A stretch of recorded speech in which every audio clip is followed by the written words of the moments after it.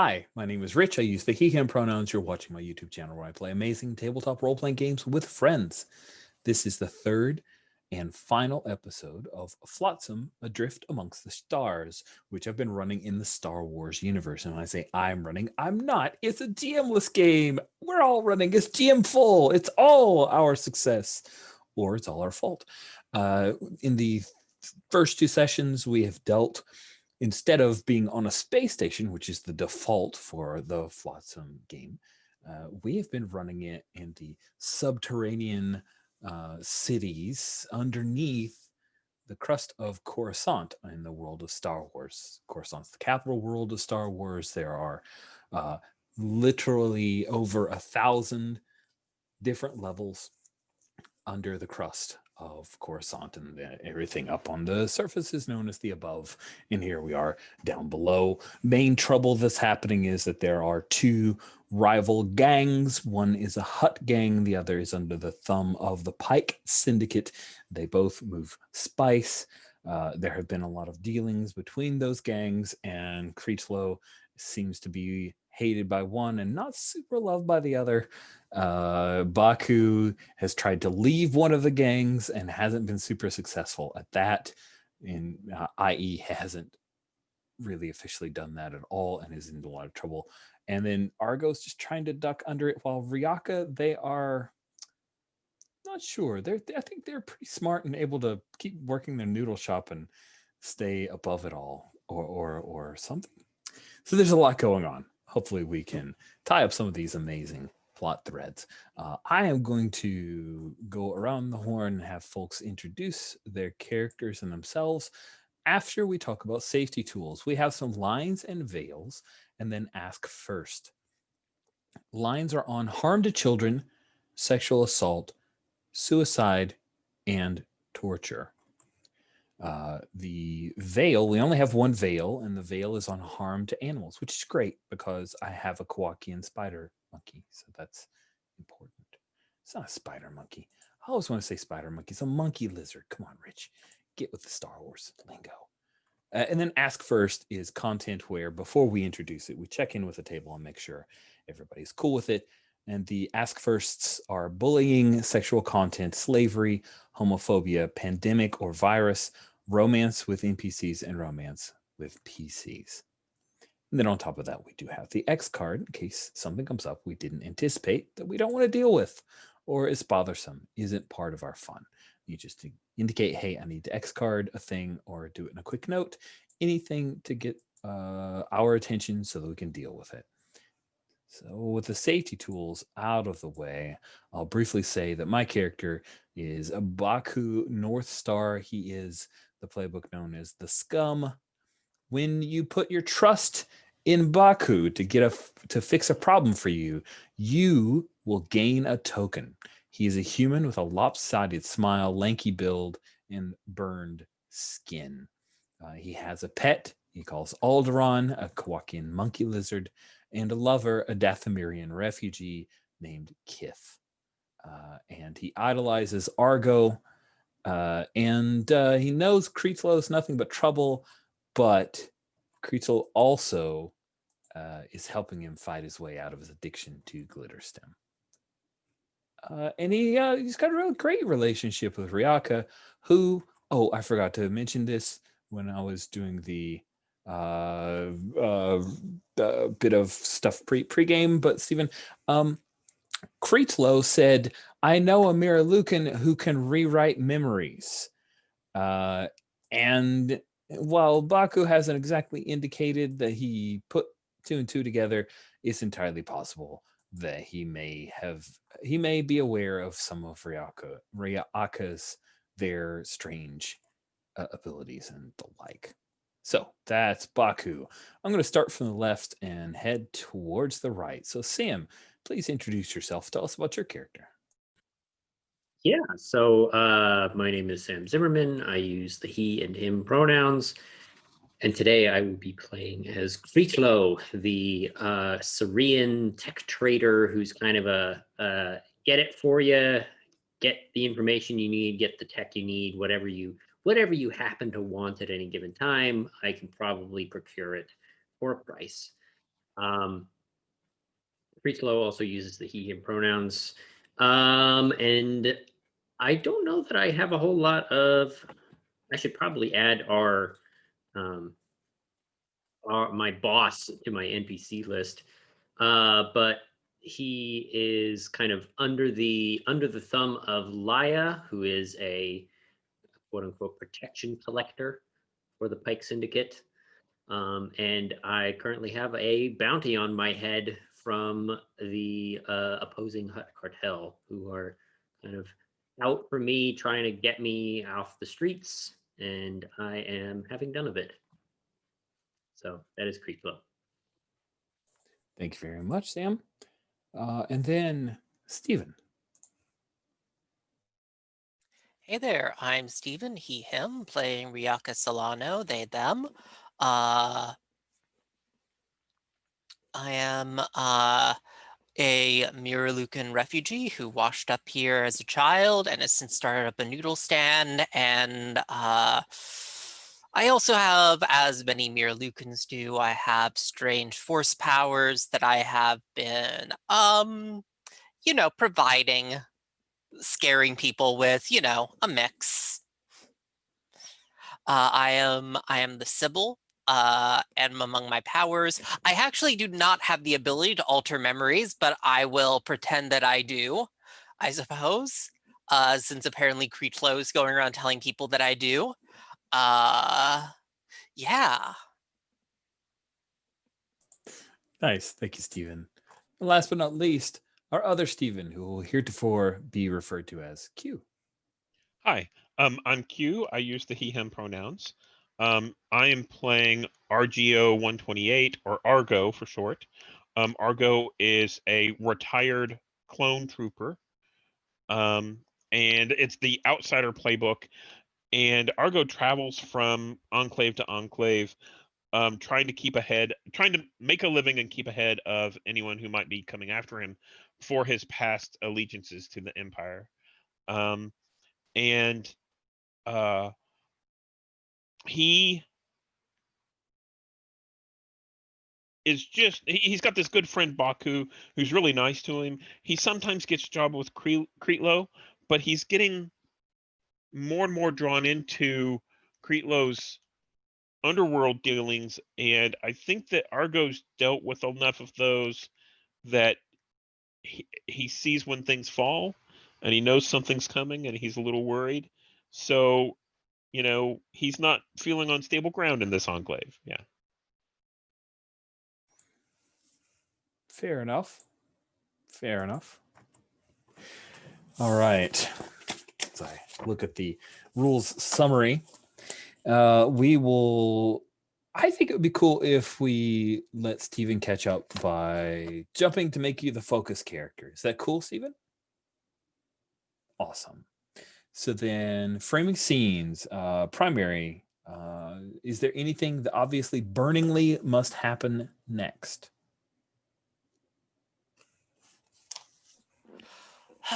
Let's see. I'm not particularly. I know that we established that Creechlow is directing someone in my direction. I don't know if that must happen next, but if Creechlow, if you could remind me of what's happening there. So I'm going back through my notes. If I remember correctly, I didn't actually say Miralukan. I listened to the recording, so you did. Oh, okay. Sorry, it's the only way I could keep the notes of what's going on. It's okay if you want to edit, and I'm okay with keeping it vague. So that's perfectly fine with me. Okay. Because I might be mixing it up because I distinctly remember like trying to that I'm going to be going after our Togruta friend. Okay. If you want to kind of edit and say that the person who could do memory writing is the Togrutan, then it might be two different issues. That because I know Dora Law was the one who I was going to hire to kind of redo the job that Ryaka failed at or backed out of. I'm not 100% sure what the. Okay, yeah, I think I remember that. Okay. And then was it that I was sending Baku or your or Kith over to Ryaka to maybe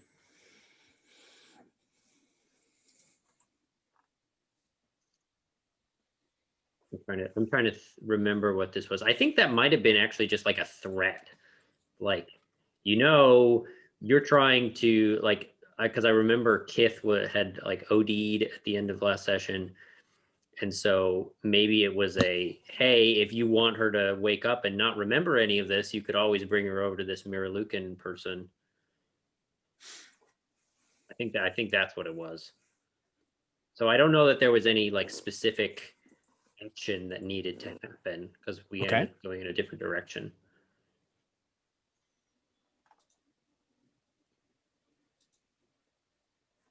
Okay. So what do we want to pick up with? Do we want to? What are the next questions there? There are. I've got it.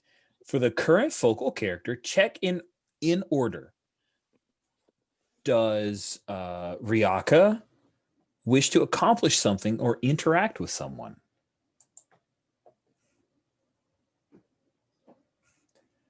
And then the next would be, does Ryaka want to activate a weakness, or does the situation player wish to do something with Ryaka? And then the third is ask a question about Ryaka's everyday life.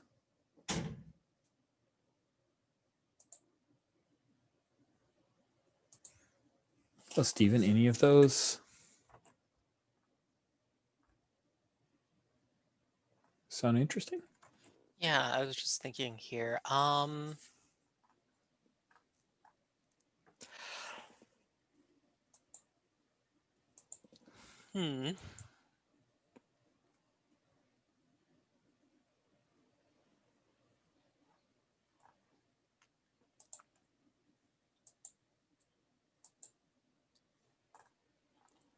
Yeah, I think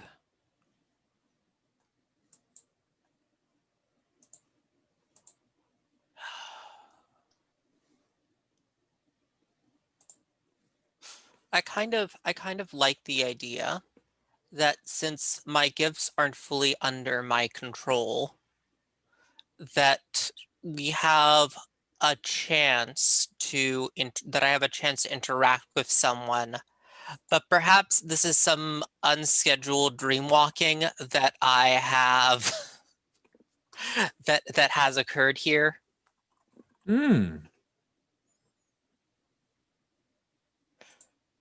Does that sound interesting to any of the other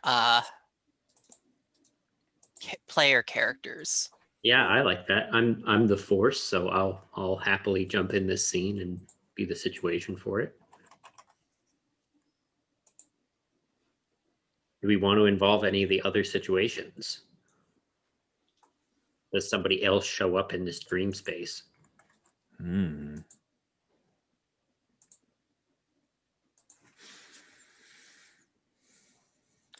Yeah, like I was almost wondering, have I wandered into someone's dreams by accident? I feel like between Baku and Argo has the closest touch with the Force since he did serve under a number of Jedi, and I really would like to see how he sees the Force and that attachment. Oh, I'd like to do that, actually. I'd like to have some scenes with Ryaka. If that sounds okay. Sure, yeah. Yeah, I like this. So who sets up the scene? Because I think the question says who frames the scene. Yeah, because I do kind of want to like ask Argo to like frame the scene of what is Argo dreaming about? I think Argo is dreaming of a battle, and he's on the battlefield and kind of in a trench, and there's a lot of blaster fire, going over your head. And I think the other people who are in this trench are You get a flash of Baku, and you get a flash of Kretlo. You get a flash of, I've forgotten the name of the factory operator. Cadrag. Gadrag. And Kadrag, I think Kadrag is stands up to shoot, and he's like, they're all in a vague uniform, but you can't quite make out what it is. And I think Kadrag gets hit and falls down, and Argo kind of gets up and starts shooting, and now's a good time for you to enter. Yeah, I think the camera flips to Ryaka, who awakens into the dream and gives a very put upon sigh. Yeah, what about this dream lets you know that it's not yours? Is there like a telltale sign that you've experienced before? Is it just that there's something weird that is you immediately recognize it as out of place? I think as I kind of walk through the battlefield, like everyone is strangely unaware of my presence. I like that. Like it's a scene for someone else. Yeah. Can I add that like maybe since you're experiencing someone else's vision, things that they can't see aren't rendered quite right? And so like the back, like the far side of someone is just like it looks like out of focus because the original dreamer is not there to kind of render everything for you. Okay. And I think at this point, Argo, catches sight of Ryaka kind of out of the corner of his eye, and everything, all the details around Ryaka kind of come into focus. They become sharper as Argo's dream focuses around them, and he turns to Ryaka and says, "Orders."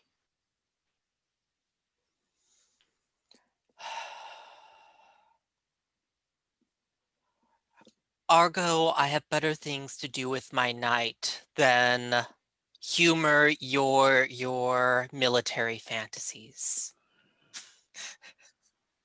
And Argo turns to the other, vague troops that are around and says, "You heard the general. Get into formation and protect them, and make sure that no one breaks through our line."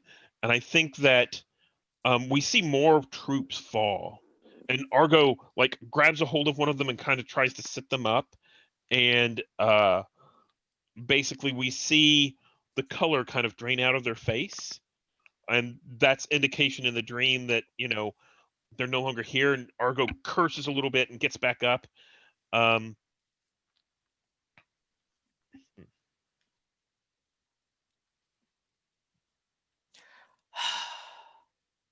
I think that we see Ryaka step forward, and as I reach out through the force, I'm hitting on my strength, kind of a mix of strength here, I guess Baleful Aura and Dreamwalk. As I step forward, like the bodies around you start to melt and decay in front of you.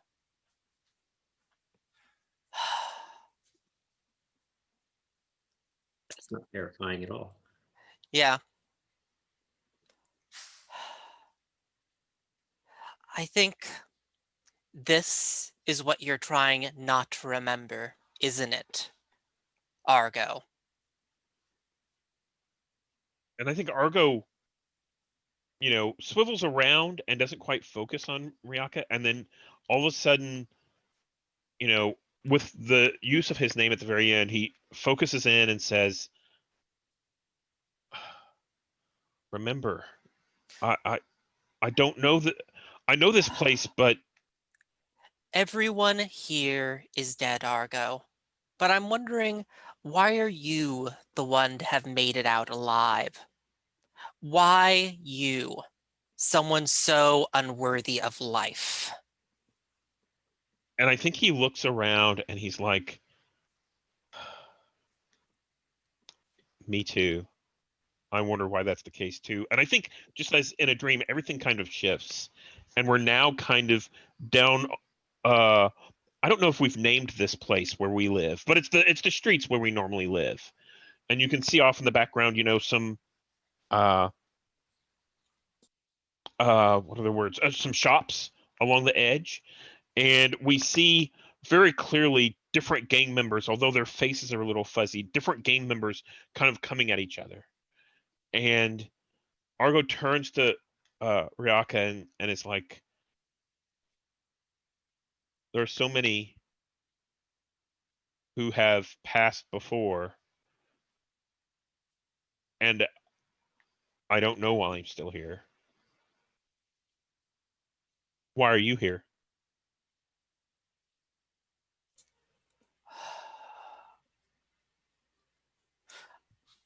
I'm not here by choice, Argo. Your memories call out in the Force, and I find myself here.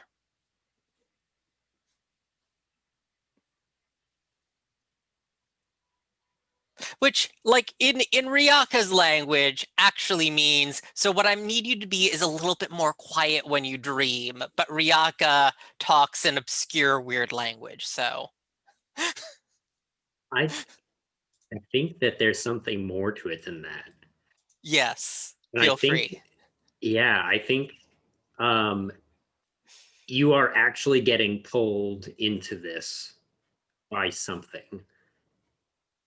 And you can you're a little bit kind of confused, but you find yourself just instinctually like walking down a street that you've never seen before in this cityscape. And maybe the two of you are kind of wandering these streets and not really paying attention to where you're going, but you find yourselves outside of this warehouse. Argo recognizes the warehouse. What have you hidden in here that you're ashamed of? What has Argo hidden? Mm-hmm.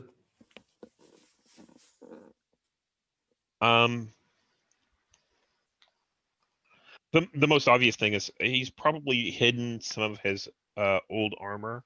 Maybe his helmet is here, and he doesn't want anyone else to know about it.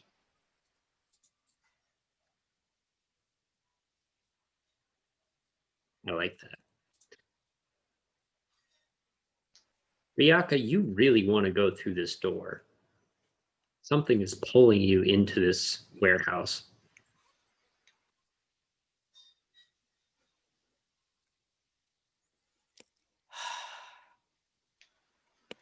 Actually, let me see here. I'm gonna go ahead and ask one of my scrutiny questions if any of these apply. Yeah, I'm gonna go ahead and ask. I'm gonna take a token for this just to ask to Argo in this situation. What do you fear the most?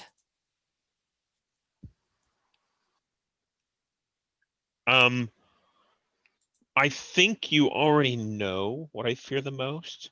I fear the most that I survive while others who are more worthy don't. And I think that your earlier statement about everyone here is dead resonated almost like a bell within the dream. And you had hit the exact right point, and that shatter point for Argo.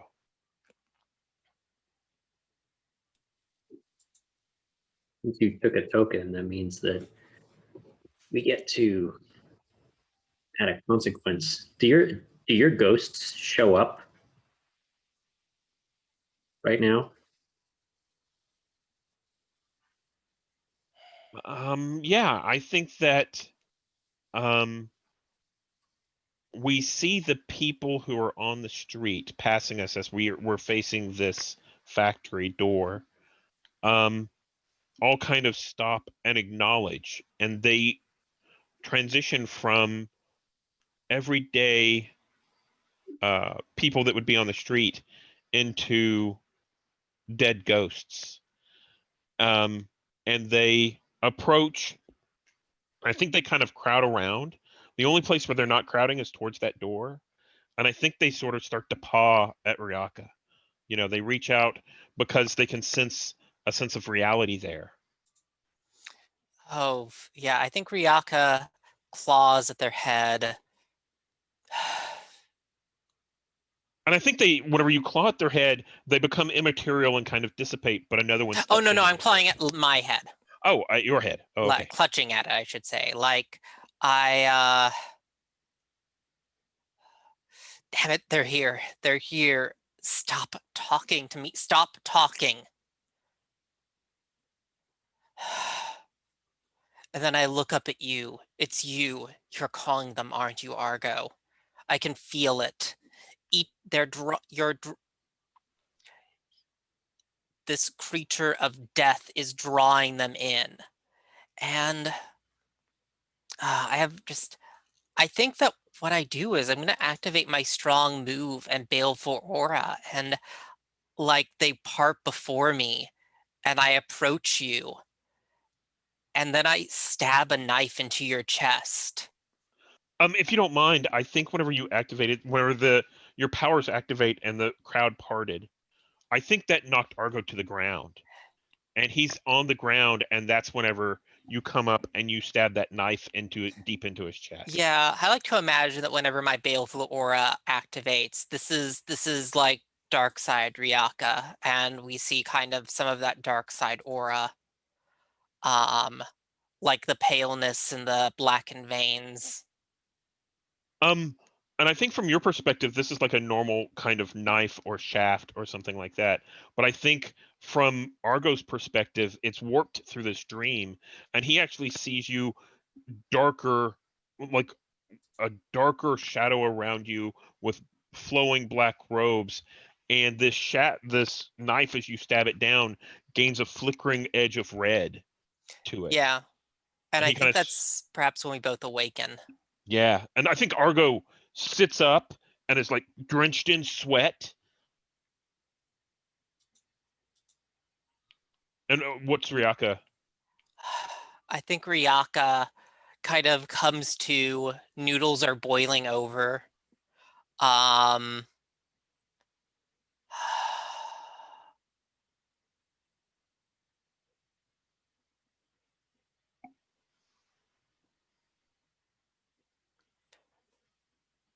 so you want justice. Very well.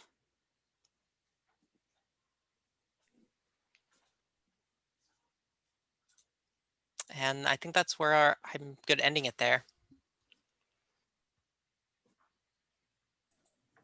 Cool. Let's do the end of scene. I think we know the answer to some of these, but let's ask anyway.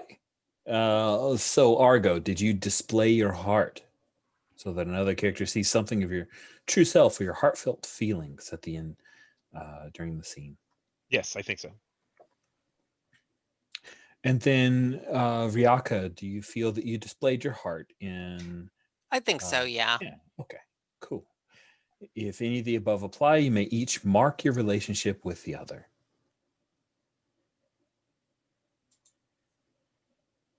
When your weakness caused trouble for you at the end of the scene, you may mark your weakness and check to see if there are any playbook moves that you might have missed.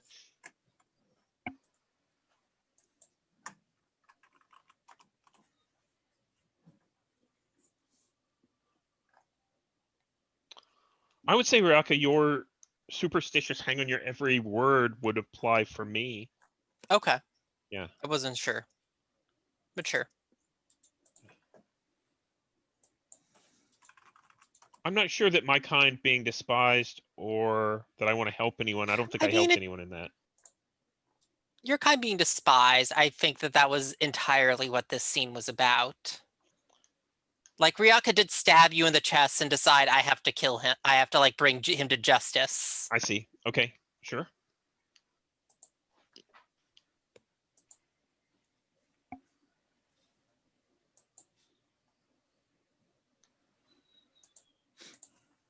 I don't think there were any moves that took place, so I think we're good.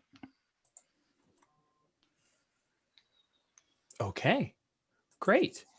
So then why don't we jump over to Sam and Creetslow? Just to check in, are we good? Do you guys want to break? I'm good. So Sam, you are now the focal character. Is there anything Yeah. obviously burningly must happen?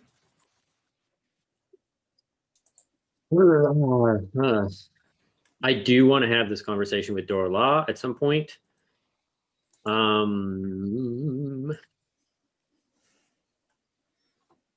Is that what happens now? Is this the opportunity to kind of bring in maybe some of these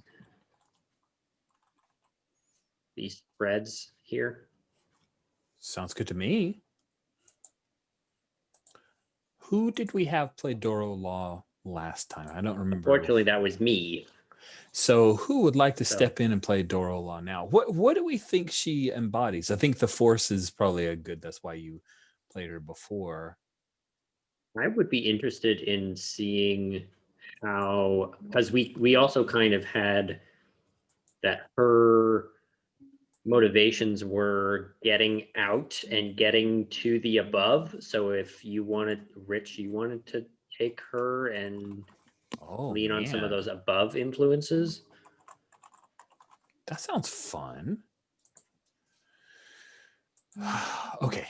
So let's talk real quick. Dora Law, what do we know about? I know she's a confidant for Ryaka, has some kind of potential force powers of her own, maybe?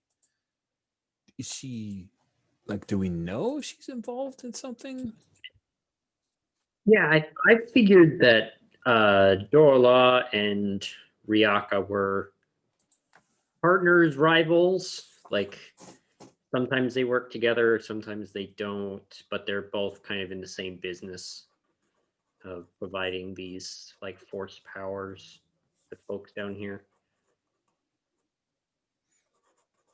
And Ryaka does that as guidance? Does that feel right to you, Steven? Like, is Ryaka kind of the medium for folks? Guidance is probably a strong word, but sure, that sounds fair. I was like, I don't know how else to say this, but yeah. All right. So then maybe I think we were playing Dora Law is a little more desperate. Like she's willing to do a little bit more, stick her neck out a little bit for a bigger payoff. Yeah, I was hoping. I was actually headed right there, so I'm glad that I intuited what had already occurred. And wasn't there something that was between Kadrag, the foreman, and Dora Law? Like Kadrag was kind of her way out? Yeah, Kadrag was gonna be her like her access to getting to the surface. She was kind of playing him, but she needed money or she needed funding or something to afford getting to the surface. So yeah, we'll leave it with she needs something to be able to leave. Probably credits. That does make the world cool. So you're headed off. Creetslow, you have connections. You can find anyone you want, of course, like always. So I think it would be cool. Definitely explored the market a great deal. We've had a number of scenes there. So I think it would be interesting to... We have not had a scene at a bar. She's at a cantina right on the docks. So if you look behind me, that's actually like that shaft of light is where you can go to the docks, the space, the docks, and you can look up and you can see miles ahead, but you can see the sky. And so she is at a cantina. We're going to call it Sunlight. It's a cantina. It's like right on the edge and has windows that just face that shaft. That's good. I love that. Thank you.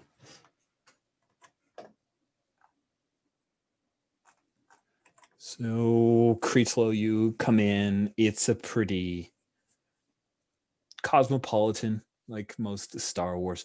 I think there are a lot of, like, the spacers will come in here, and maybe there are less spacers and more like, UPS drivers that fly, because they just kind of go up and down the shafts at 1,300 levels. But yeah, there's enough here to where there's you can smell fresh fruits here. There's a lot richer amount of smells and no smell of like horrid grease. The only thing that would probably be less appealing is that they fry a lot of stuff here. So there's that grease kind of sound in the background and that smell of fried foods.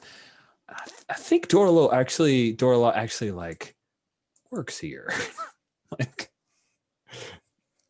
takes way too many breaks and gets away with it. I love that all of our Force users are line chefs or cooks. Great. It is kind of wild.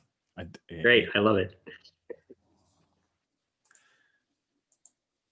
So you head inside, and I don't know why, but I'm imagining that like the layout of this cantina is there are booths around the edges, and then kind of a few steps down, and that's where the pit is that has the main bar, and there are a lot of like high tops and stools and the like, but then that whole back wall is what faces the shafts, and it's slightly rounded, right, because the shaft itself is circular. And yeah, do you ask to be seated in Dorola's section, or do you just walk right up to her? No, I think it's the like I get seated wherever I get seated, and then like I pass my server a note, and then Dorola like ends up like storming out of the kitchen and like sees me and walks over the table, something like that. Sounds good. Yeah, she comes out and she's wearing like this little apron, and what do you want, Creetslow? I told you I can't talk here. What? Well, if you couldn't talk here, then you should have given me another place where I can get in contact with you. This is on you, my dear. Fine. What do you want? Free synth alk? That's fine. I'll set you up. No, it's nothing near that bad. I heard, let's say through an indirect route, that you are in need of something.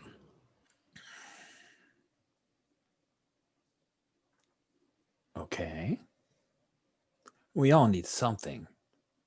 And you feel a tickle at the back of your neck as she starts to focus on you a little more. What do you do?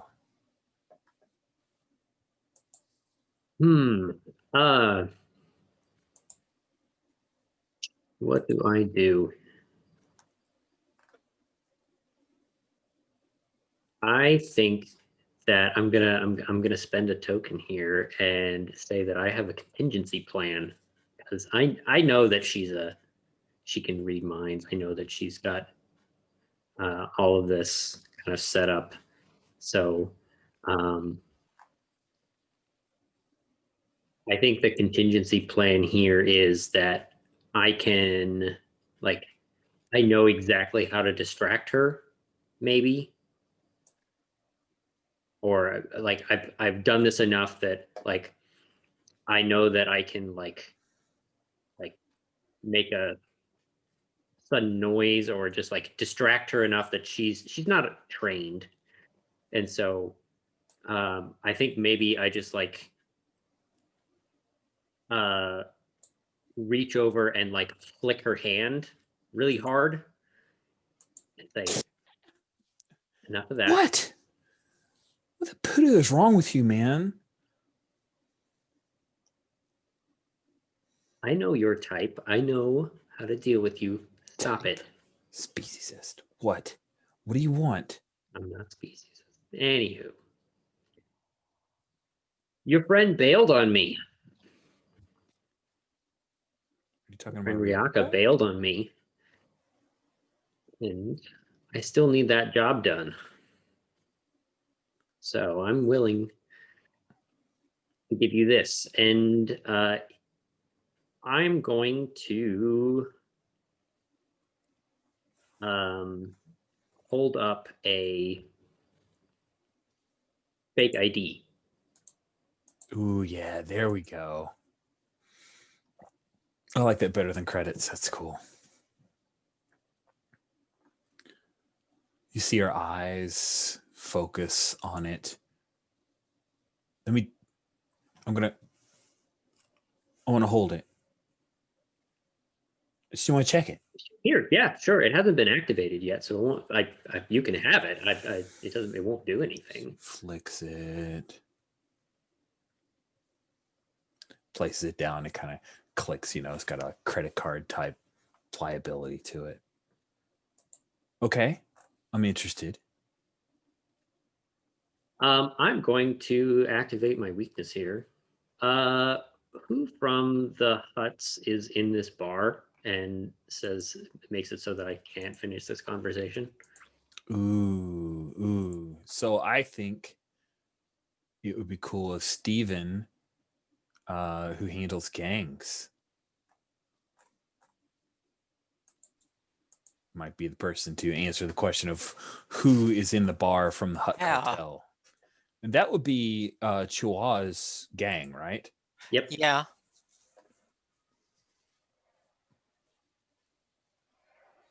I just want to, like, as an aside, say the picture for Chua, that helmet is the dorkiest looking helmet in all of Star Wars, and it tickles me every time I see it.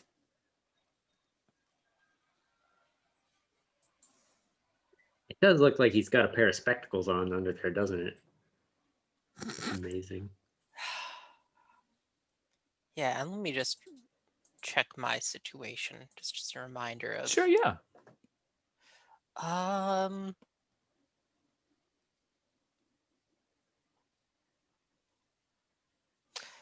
Yeah, I think it's Chua's. I want to say like their lieutenant within the gang. Let's give them the name. Yeah, 1010 Fen.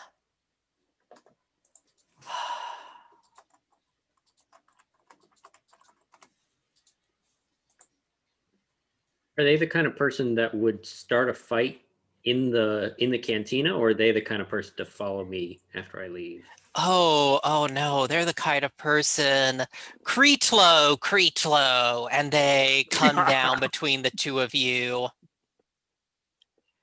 It's been too long. You know, I know a lot of people that want your head. And he flashes you a wide grin. I mean, I can't blame them. It is a very nice head. And I look up at him. Am I interrupting something? Right now. And he looks over fine. at Doro. Doro's like, "I'll get that drink for you right away." And then she's trying to just pull a fade right here. She does not want to be messed up or drawn into this at all. I think Creetlo like taps the back of his neck and looks at Doro as like inviting her to do a little force mind reading something. Ooh. You did just flash that ID. Not on him, on me. Oh. Oh, huh. You feel that tickle become more like fingers pushing aside Mhm. something in the back of your neck. Like you can almost hear the wet sound of her pushing in. What do you want me to do? That's a hut. I can't. What do you want? And I'm thinking of a picture of an abandoned dock. And I'm thinking of a very specific set of crates that are kind of set for delivery in the next couple of days. And I'm thinking of the hidden spot that is just behind those crates where two people might be able to have a conversation that's not quite so easily interrupted. Got it. Okay. And I look up at this 1010 and I just kind of put an eyebrow way up on this head. And I'm sorry. Who are you?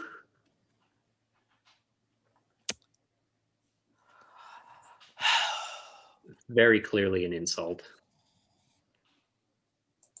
So yeah, I mean, what's your past with 1010 that Oh, I've distinctly had to have run-ins with him before. So this is definitely not the first time that we've Okay. met.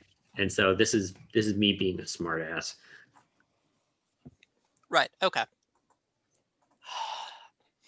And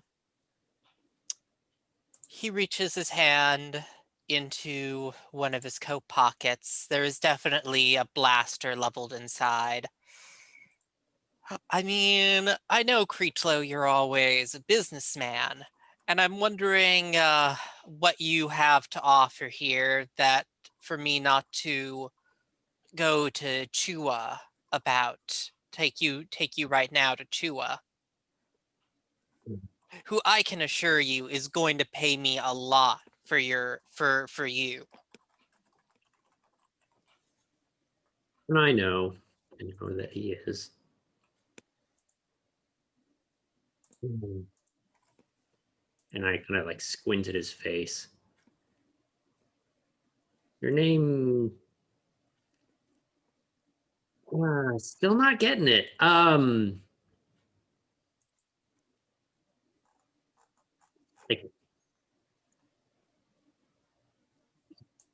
Bug me. This is.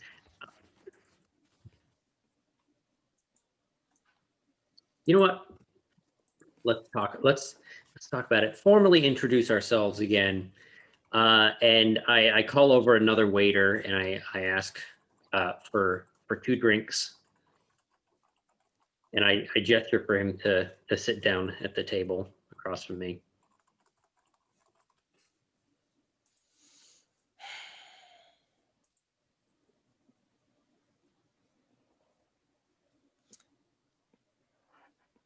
All right. And he sits down, and I think we hear the slight hum of a blaster being warmed up under the table. I'm going to spend the token that I just got and ask, what secret do I know about this person? Oh.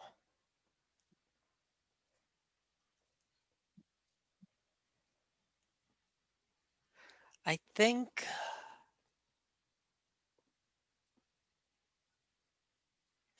you know,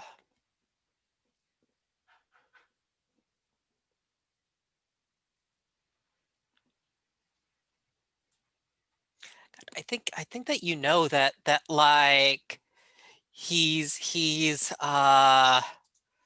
blown off patrols to get high with Baku in the past.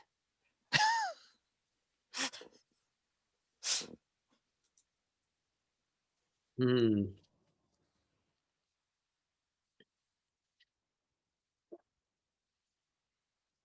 And I kind of look him up and down as he's sitting across the table. And it's like, so are you actually going to introduce yourself?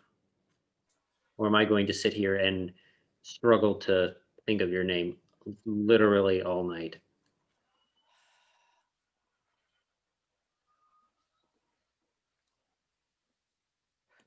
Although I think we've done enough business in the past that you remember old 1010 here. Oh, that's right. That's what your name is. I knew I recognized it. How's your friend Baku?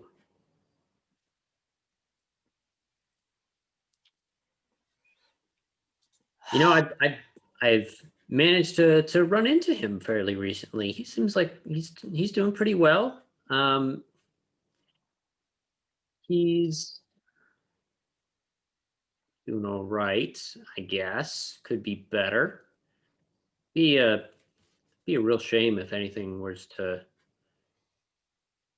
happen to him because I wasn't there.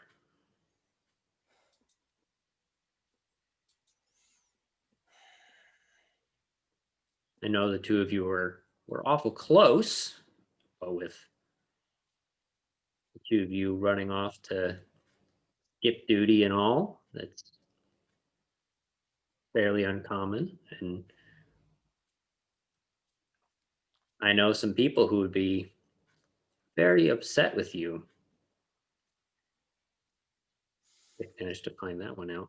Yeah, he gives you a hard look. I see, and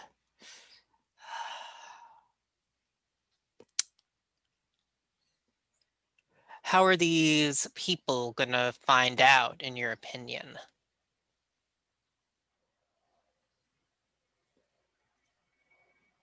Um,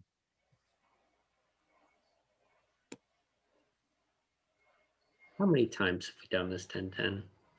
You know me. You know my reputation. If I want someone to find out something, they find out.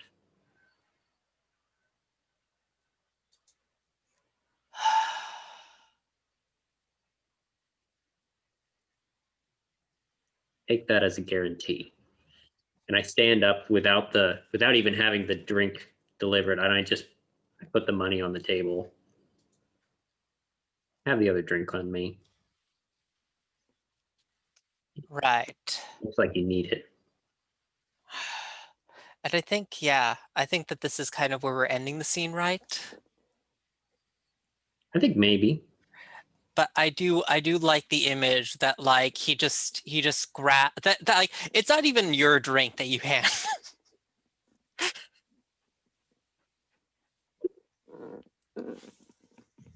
It's That's just some great. random Rhodian's drink, and they start complaining, and 1010 just like shoots him and continues drinking. I don't know. I don't know that 1010 shoots him. I think it's the like I grab somebody's drink and then just put like a small pile of credits where the drink was and they shut up. Okay.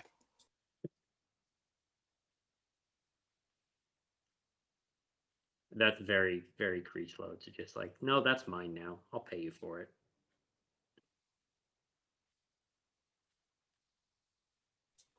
Does anybody want to add anything else to that scene? No, that was good. Cool. I've marked all of my ruthless commercial rivals weakness. Well, I guess you have 3 options then. Yeah.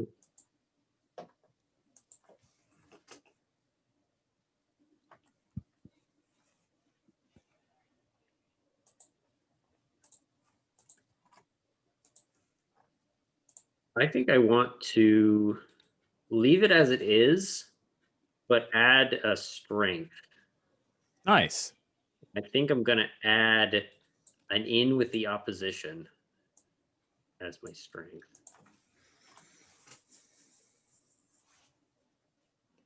If that works for everybody. Sure. And you're in with the opposition would be 10-10. I feel like it's just like I have a mole. I like my relationship with Baku, my relationship with 10-10 now is kind of enough where I generally know what's going on in this in Chua's gang, and I can use it enough to like keep myself out of danger or keep someone else out of danger. Kind of how I'm reading it.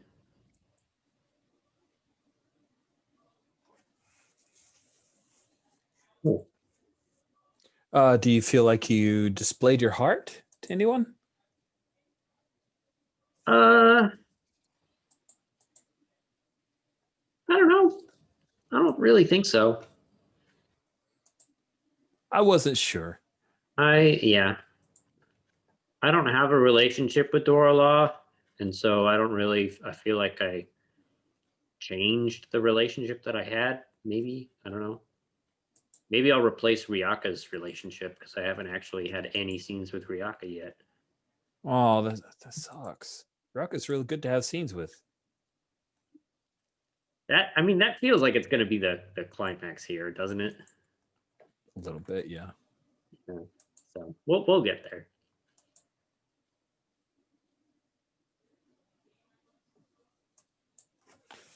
No, I think I'm good.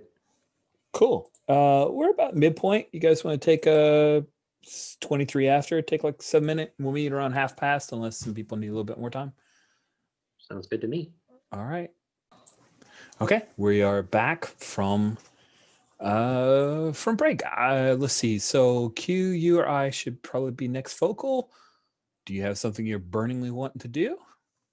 No, and since I had a scene at the very beginning with Raka, why don't you take focal now? Okay, I'll take focal then.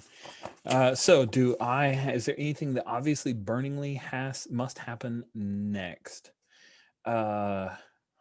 So the last thing that happened for Baku is the scene at Kreeslow's where Kreeslow saved Kith and then gave Baku some like glitter stem light or something to help him kick that habit. He does, I think, burningly right now. He needs to deal with Chua.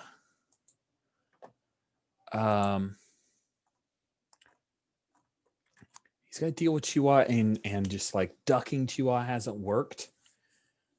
So I think that he's going to go to see Leah Rendix, the protection collector for Pike Syndicate, the Pike and Pinks gang.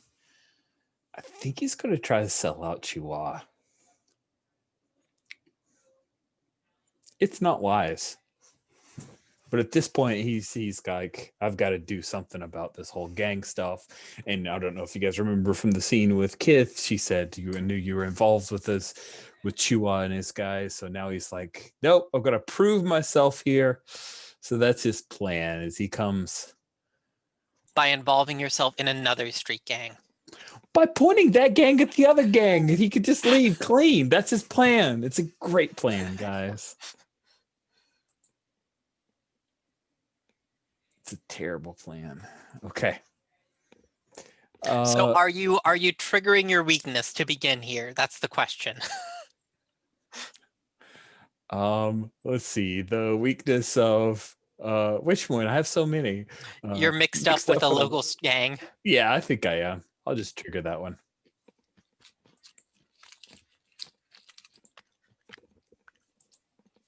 Okay, and let's see. Who do we establish already as a well, on row 5 of NPCs and places, the pick for Leah Rendix. Yeah. Or Leia Rendix. That's who he wants to go see. Yeah. I think that just because you did trigger that weakness to begin with, do you mind if I frame something here? Go for it. I think that we open in the hangout of the what's their name? of the Pike and Pinks. And we open with Baku being carried in by two of the guards, thrown down at Laya's feet, who pulls out a blaster and like sticks it right against your head as you're sprawled out on the ground. So what exactly is one of Chua's boys doing sneaking around our territory? I wasn't sneaking. I was coming to see you. Just somebody got the drop on me, that's all. Look, I don't have any weapons. You already checked me over. I'm here to help you.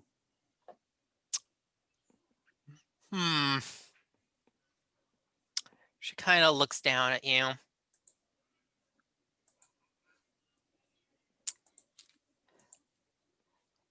I'll listen to you. Stay on the floor, though. I like it when men grovel.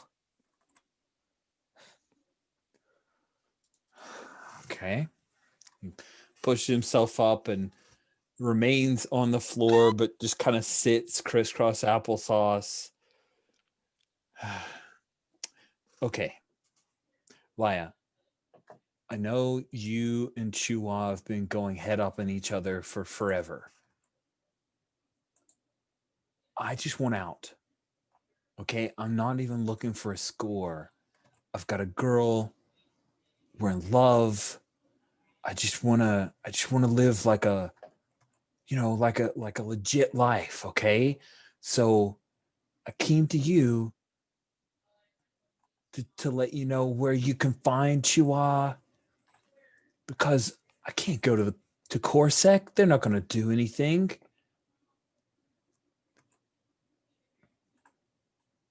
I mean, wouldn't the Pikes really like it if you took out your competition?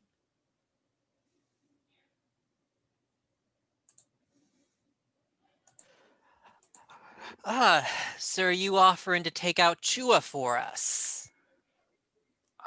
I'm just one guy.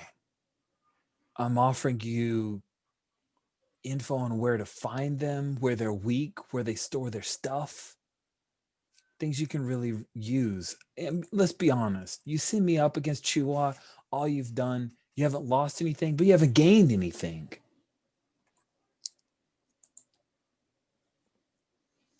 No. I like this idea. Chua has you looking for something, right? Am I right? Yeah, he's got me looking for something. You want to know what it is? I mean, it's always nice to have, and it's something Chua wants. But what I'm thinking here is, what if you go back to Chua and let him know where he can find it, and that you'll lead him here?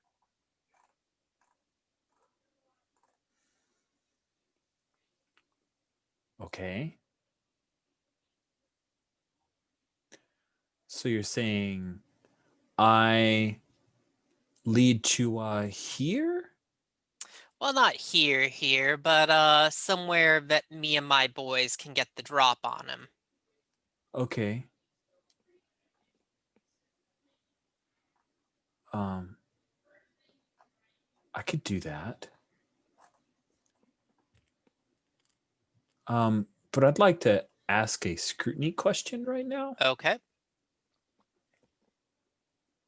What should I be on the lookout for here? Okay. Is this just a regular move? Is it a strong move, or is it a weak move? I think I'm going to spin a token. So I'm going to make it a strong move. Okay. And as a reminder, on a strong move, it should be, do you actually get to answer, or do we still answer? I don't know. That's a great question. I think that if I remember correctly, it's we still answer, but it can't be bad. Okay. Baku gets the best end of this. I get a straight answer. It doesn't have to be like a super good thing, but at least I know exactly what I'm facing, I think is what I'm.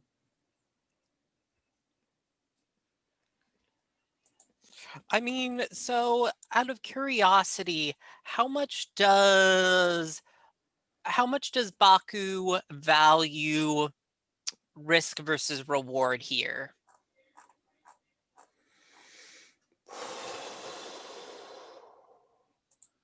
I think he's feeling pretty guilty, so he is probably okay with a higher amount of risk in order to get him the end result he wants to end out with.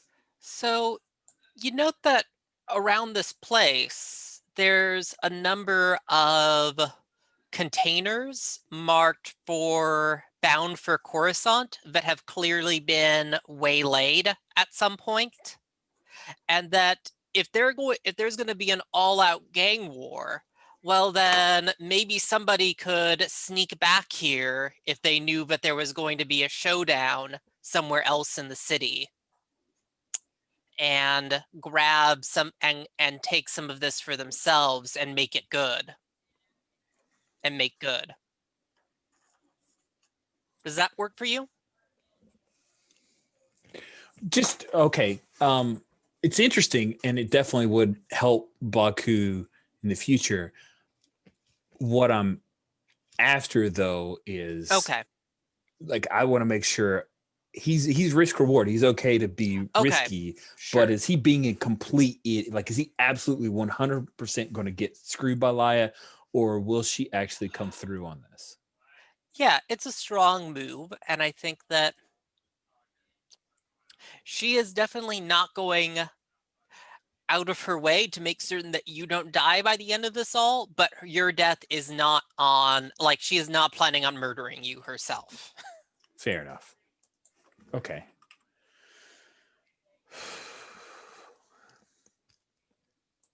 Okay, you tell me where to have him show. I'll make it happen. And then I'm out. Like, I just want out. That's all I want. No credits. Nothing. I just want to be a regular person on here. That's it. It's not too much to ask.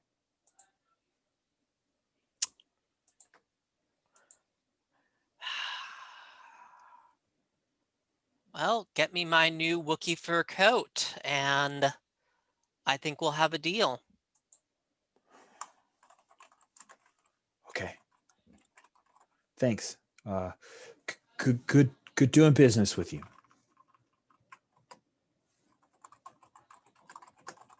And he'll kind of roll over, stand up, and try to get out of here. Didn't say you could stand.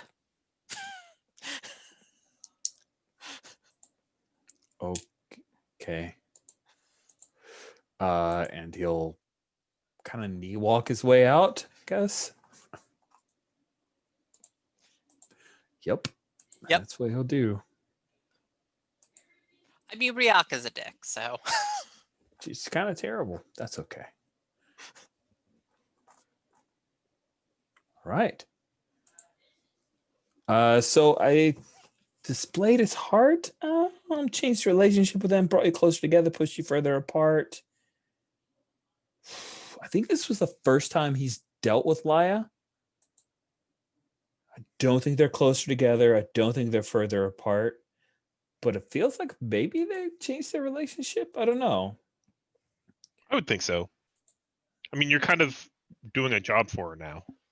Yeah. At the same time, you also took a lot of pains to not get entangled with her gang. That's true. I also have 4 relationships, so I'm okay if we just move on. That's cool. It's Argo time. So in the last scene with Argo, we saw him just wake. And I think, and wake in a panic. And I think that in this case, he is, sitting out in front of like his hovel, and you see time pass. So I think that.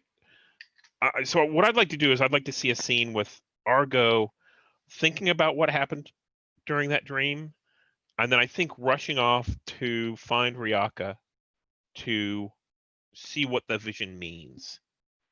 Because she was obviously a part of. They were obviously a part of it, and I think, to be honest, I'd kind of like to see part of their vision come true.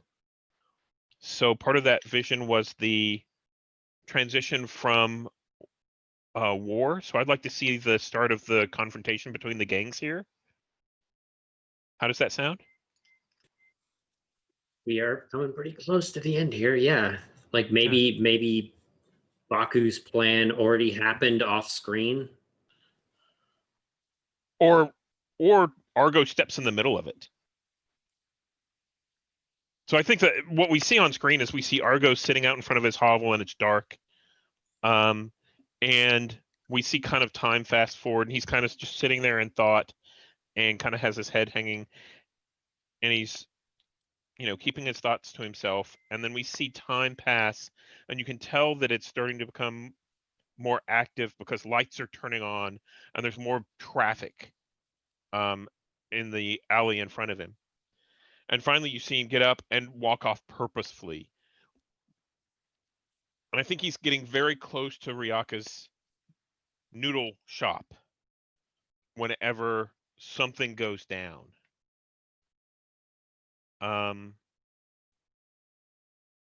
What do you think that is, Baku?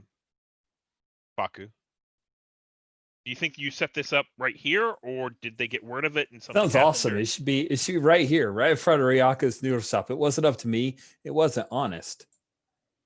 It just so happened that way. Not my fault. It's not my fault. And so I think I make it just to Ryaka's shop. And I start to turn to you and say, Ryaka, what's I have a question for you about a vision or a dream that I had last night. And you were there, and I think that's whenever we start hearing gunfire. And Argo immediately instinctively kind of gets down. I was going to ask Ryako how they knew something bad was going to happen before it did. Nice. I mean, Argo showed up, didn't they? But I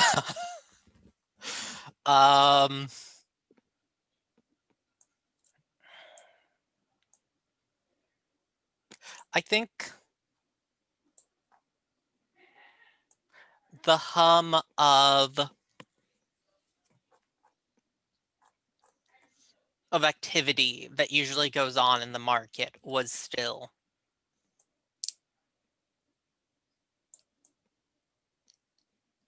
That perhaps for someone like Argo, who's an out-of-towner, this isn't immediately obvious, but for Ryaka, it was a clear sign that something was going down. Yeah, it's the like you're walking through the woods. Oh, sorry, you're walking through the woods, and all of a sudden, all the bird song cuts out. It's that moment. Mm-hmm.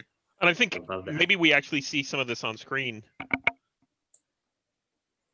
I think, and that's as Argo is walking towards the noodle shop, we start to see people slink back, like they're not out and about like they normally are. They're just trying to find like a little spot, and Argo doesn't even notice, but you can see Ryaka taking notice of it.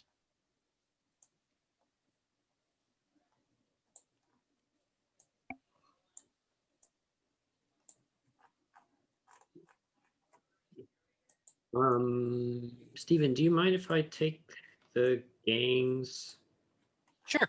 Go ahead. situation? Since it seems like you're going to be kind of involved in the scene. Yeah, go ahead.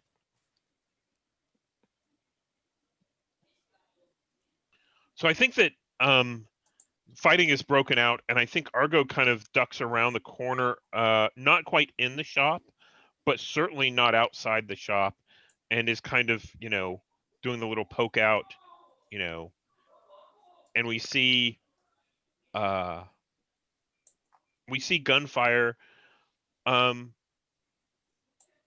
what do you think this looks like with the gangs? Is this, do we see Chua? Yeah, so I think the situation that's kind of unfolded here is maybe I don't know that Chua expected a trap. I think it was that Chua was harder to take down than you thought and managed to get far enough outside of the like the ambush zone to call for help. And so now we're dealing with aftermath. So I'm curious where so as like it seems like Chua is maybe like running through the market as blaster fire is going off. And maybe some of the hut folks are like starting to arrive and actually starting to make this a bigger scene. Where is Baku in all of this? I think Baku grabbed that Rhodian kid that we saw in first session that was maybe almost caught in crossfire. So Suvo snatched them up and it's like heading over to dive into Ryaku's stall because that works. That's a good idea. Filled with good ideas. Somewhere familiar. Yeah. And I think as you come into the stall, Argo immediately kind of tackles you or kind of checks you because he doesn't, he sees someone coming into the stall and then sees who you are and kind of backs off, after there's a little bit of a scuffle. Like, thank goodness you're safe, We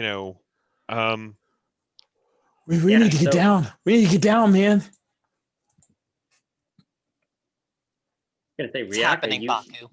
you hear a scuffle. What's going on? Wait, a scuffle from... I assumed that From Ryaka where? was like still behind the, like in the back room, maybe. Okay, as okay. all of this is going down, Okay. and so you, like, the first indication of what's going on is there's fighting in your front room, basically. Or Yeah, I come out, I look between the two of them. Baku, Argo, what is going on here? Do you have any weapons? There's like open weapon fire. It's a street war. I have a kitchen knife.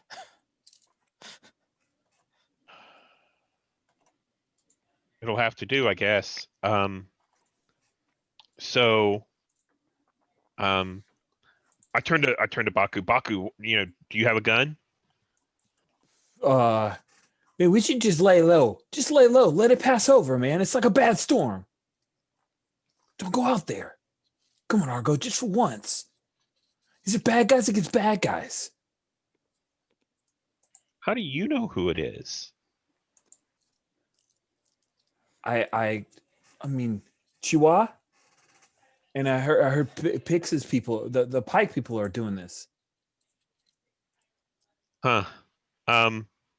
I think I turned back to Ryaka. Ryaka, what's your move?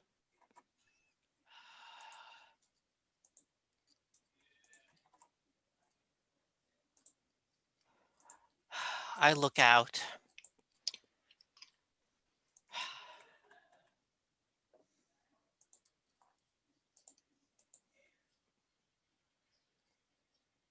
My move is to not stay quartered up in my shop. I don't plan on spending this, and I kind of look pointedly at Baku, storm, quartered with a idiot and a monster.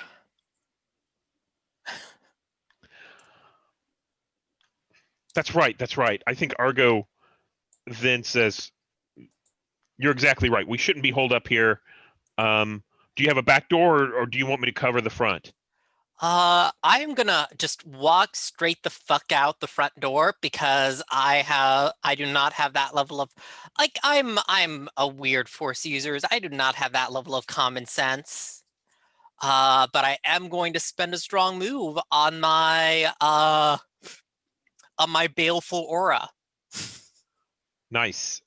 And I think Argo's going to jump out, to cover you.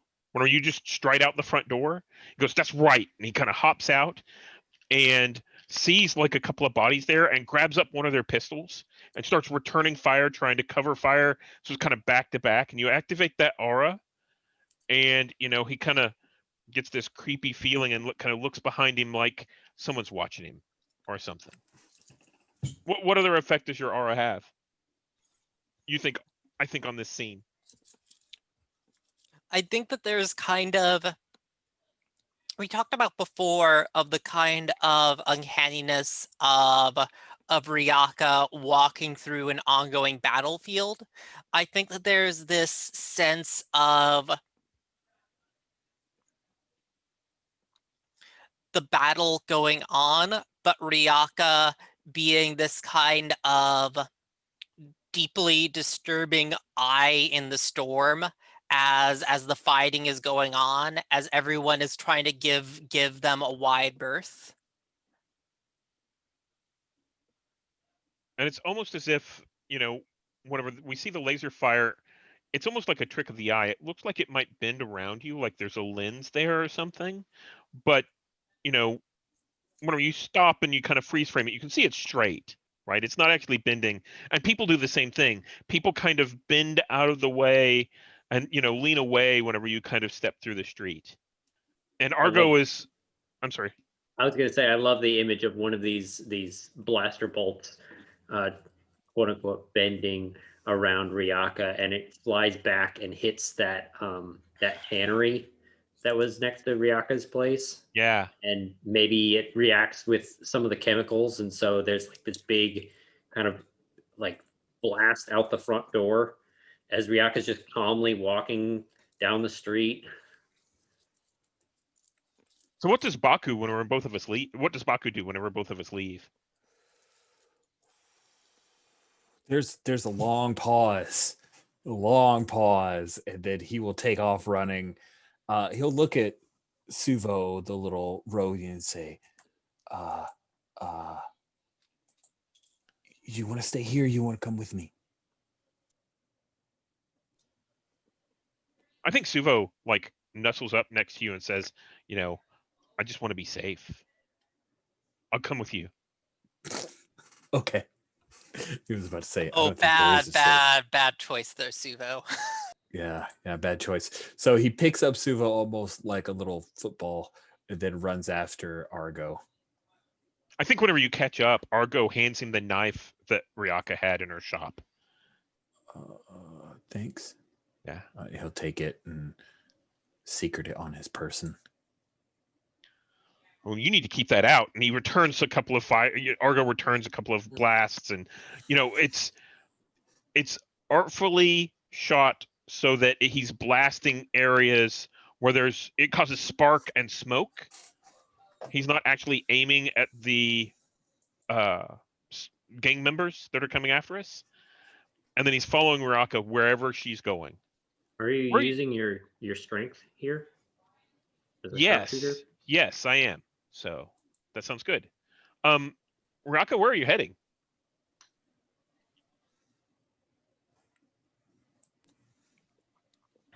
That's a good question. I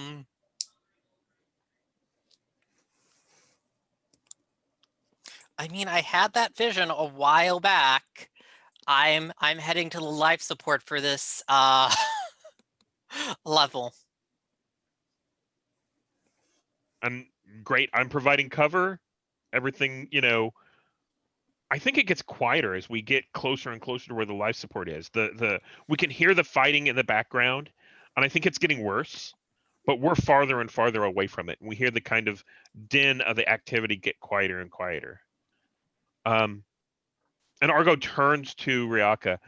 Great plan. I'm glad we've got you on our side.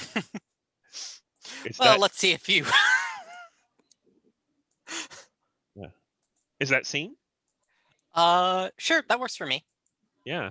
All right, does that sound good? Yeah, cool.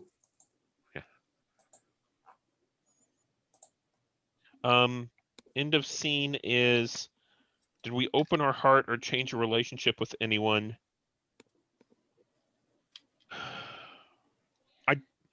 I think that Argo innocently, followed Ryaka's lead, but I don't think there was necessarily an opening of the heart. Yeah, I there. don't think so either. Yeah. I mean, Ryaka did call you a monster, but Well, that's exactly I correct. mean, you have except to that- interpret. Maybe I thought No. Baku was the monster and you're the idiot. Well, I heard I heard idiot and monster, and it was like, of course, Baku must be the idiot and monster. Yeah. And I don't think any other weaknesses or any other moves came into play, so I think we're good. I think possibly that comment may have pushed Baku further apart from Ryaka. Hmm. He was pretty shocked by that. That is not a conversation we've ever had before. Ryaka's never been mean. I mean, did we have to though? I kind of assumed that was like that was how you understood. That's how everyone views you, Baku. But go ahead. Well, No. that's another question is, what is Baku's take on, did Ryaka just call Baku the idiot or monster or both? Or was it Argo the idiot or monster? I think he's feeling kind of down, so he thinks he's both. He's definitely feel like he's the idiot, and Ryaka calling him on that is not great. So I think that I'm going to take a tick on Ryaka there. I won't So- fill it up by end of session, but I have a weakness that's you want to help everyone, and I think there was some help there yeah, with, I think you that definitely kind of hit stuff. So I think I'll click on that. Now remind me, whenever you use your weakness, you get a token? Yes. Okay. Okay. So next scene? Who's the next focal?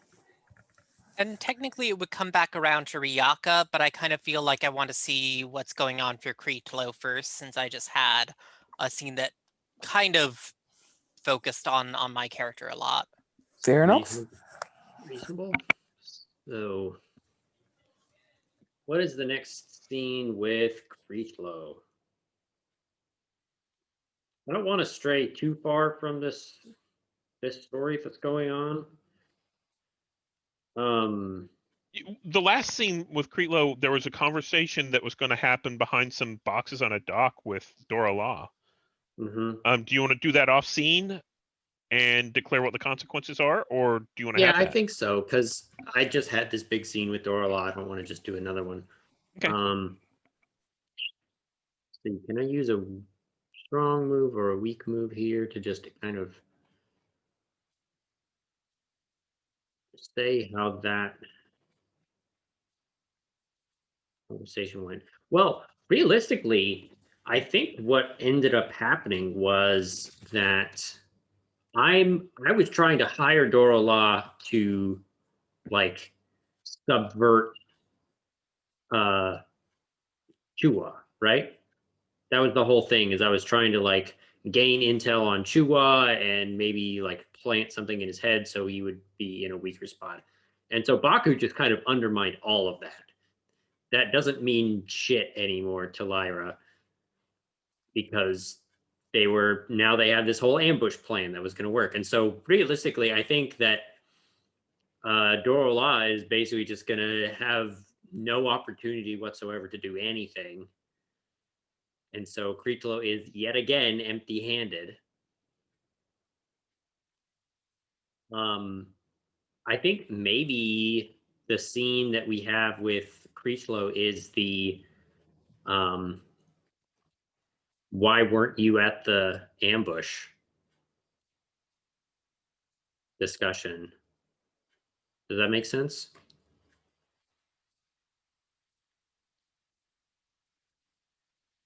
Yeah, that makes sense. And who's that discussion with? I guess that has to be Laya again.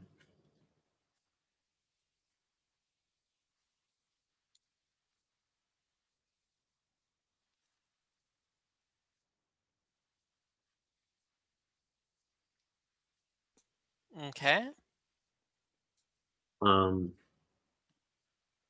And I think maybe this is the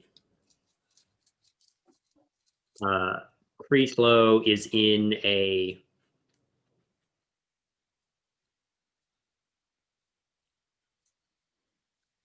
maybe like a 5th or 6th floor warehouse window looking down over the marketplace that is now like half engulfed in flames. The blaster fire has died down, but people are still running around to like put stuff out, and Creeflow is just kind of sitting on this windowsill looking out over the carnage, and a figure steps out of the darkness behind him.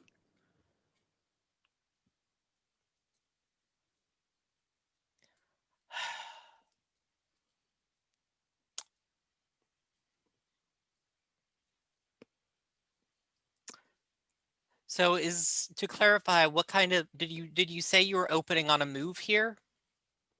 I don't think so. Okay, just Actually, checking. I mean, I could. We've established that I owe money to insatiable loan sharks is my relationship with Laya, essentially. Okay, but you don't have to. I was just checking.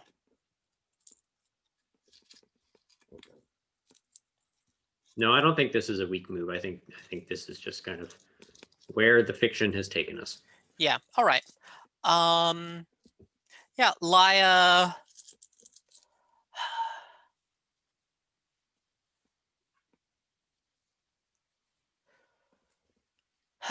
Well, our boys are certainly making a mess down there, don't you think, Creetlow?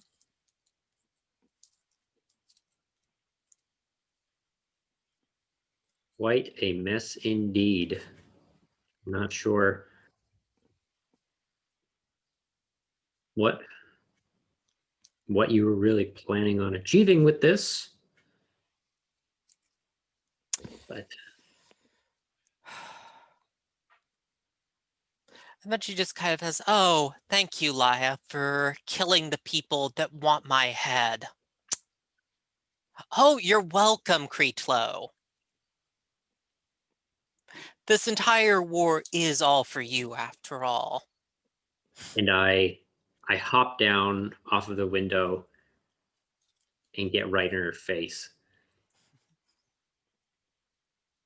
You know as well as I do that Hua is nothing without his connections, his feeders, his.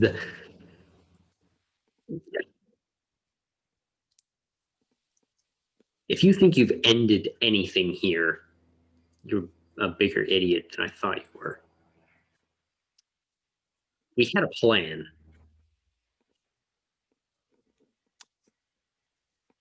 We had a way to cut him off and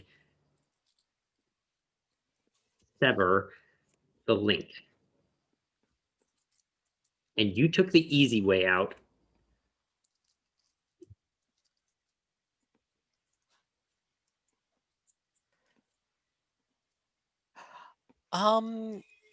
Yeah. And this is always the kind of thing that confuses me about Flotsam here, because there's like a lot of weird crossover between the setting elements and like the strengths and weaknesses. So I'm never really sure like when I'm supposed to, like, if I should make a move even when, like, for example, you have the loan sharks move, but Yeah.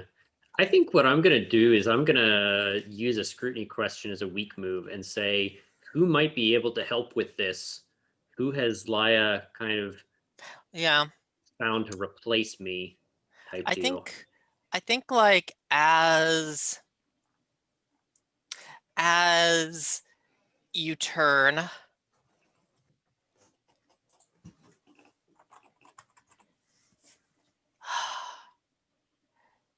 She says, you know, Doralaw's cousin has contacts with the Hutts. And then she whacks you over the back of the head.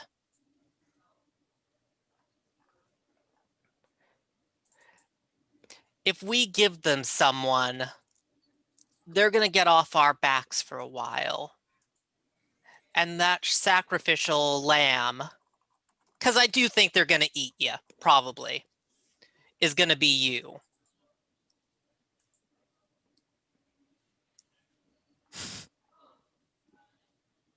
Yeah. This has to be the moment where he oh, this is, yeah, that's good. I love that. And this has to be like the Creeklow gets knocked to the ground. He's like kind of rolling around a little bit. Maybe maybe Laia like kicks him and like rolls him over so he's looking up. And when she does, Creeklow has is pulling pulling something out of his pocket, and he's got a thermal detonator in his hand.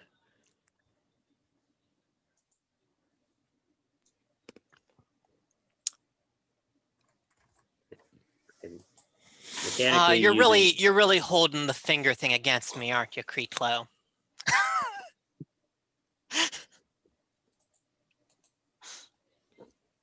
You know, if I had all my fingers, it'd be a lot easier to hold this button down.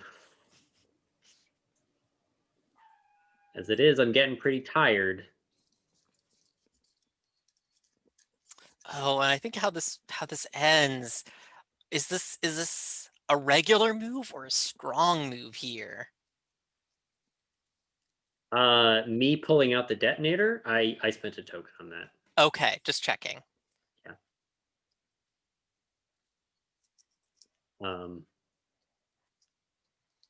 So how do you want this to proceed? How do I see this situation ending? I think, honestly, the most interesting way to have this end is like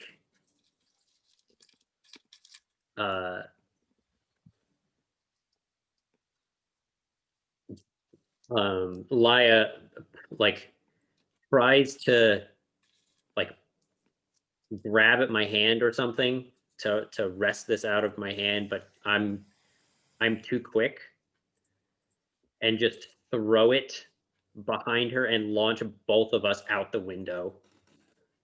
Okay. Like blow out the side of the building. And I think that's what the camera zooms in on, is basically you see all this stuff on the street and there's people starting to clean up and fires and stuff. And then all of a sudden we hear this explosion and this blast coming out the window with two people flying out. Yeah. We don't really know if they survived, but maybe we'll show up. Maybe we won't.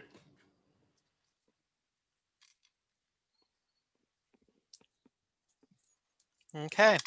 And I think this is definitely, Laia definitely showed her heart to me, like showed her true colors, that she doesn't give a shit who I am, and I'm a pawn, and I don't like that. So I'm going to check the box on Laia.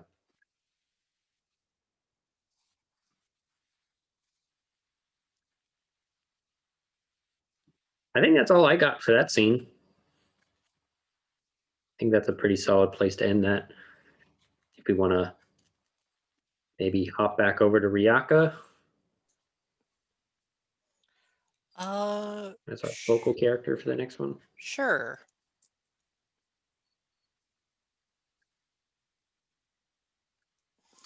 Yeah, I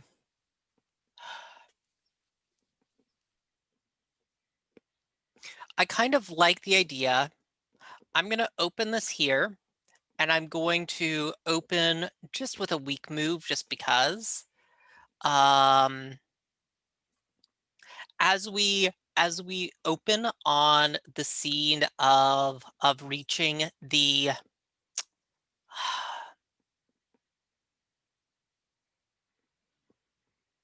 of having reached the life support,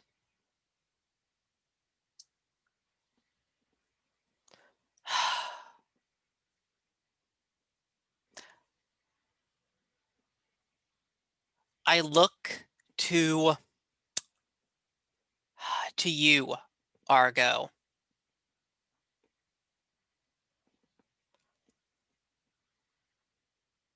We're going to seal off the market district and let both gangs suffocate.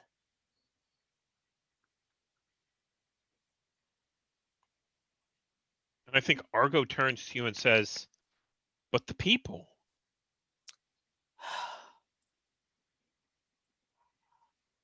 Argo, it's why I brought you with me. You are a monster and a murderer. This is the destiny that the Force has willed for you. And I'm using my weak move here. I'm hitting on my weak move here that the superstitious hang on my every word, which is something you brought up last scene. Right.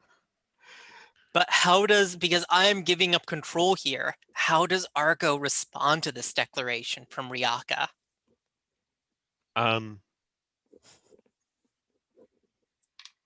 So we're at the controls, the environmental controls, and Ryaka Yep. is saying, Argo, you have to do this. And so Argo actually has, security systems and that kind of stuff. And he looks at you, and then he looks out, and he makes this decision, and he walks over, and he starts, he rips the control panel off, and he starts doing some wiring stuff. And you hear, big force doors kind of things power up, and they start to kind of grind down.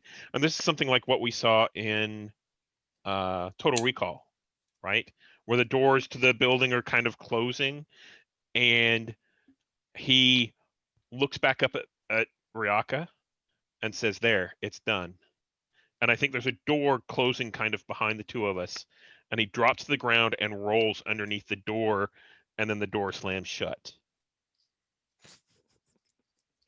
Okay. How's that? Sure. Yeah.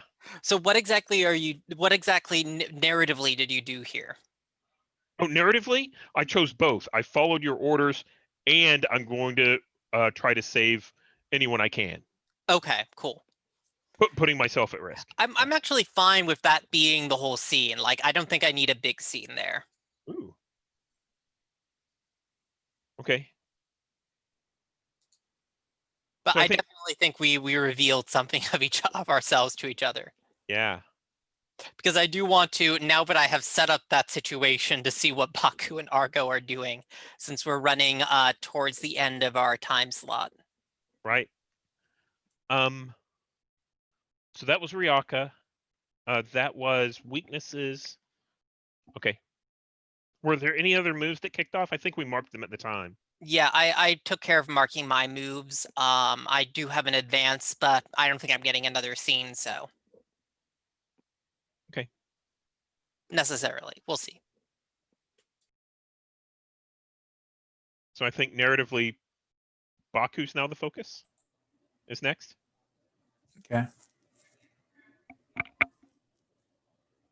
So we know that Argo and Ryaka broke off, which means that because we didn't see Baku, we can assume that at some point he split off.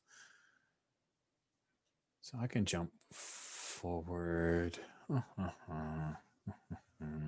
at the time. Looking at my...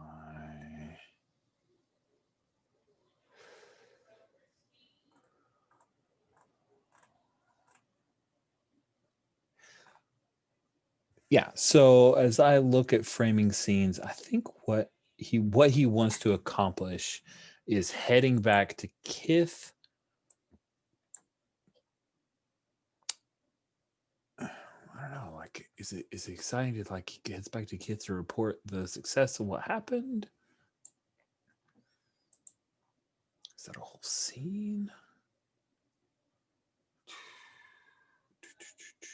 So I'm going to spend a token at the top to say with the connections to the below his strength there. He's been able to finagle that the Hut cartel gang has way more to deal with than him. So I'll spend that token just to kind of declare that. And I think this scene is about him coming back to Kith to say, like, look, I'm out of the gang, I'm clean, everything is good. Yeah, whether it is or isn't, I don't know. But he's making a general assumption that he's fixed everything. Yeah. So I think that's where I want to go with this scene. And this is probably his last scene as well. So who would pick up Kith? I feel like poverty or the community. Yeah, I think Steven, you were Kith last session. Yeah, I'll I play actually Kith. think. Oh yeah, were. other Steven. Sorry, Q. Q. Whenever you come in the door, Kith is like, "Oh, thank goodness you're okay. I heard all the noise and I hid, but I didn't know if you were going to be okay." I'm good. I'm great. It's over. Kith, it's over. There'll still be trouble, of course. It's the way it is, but I'm out. I'm out of the gang.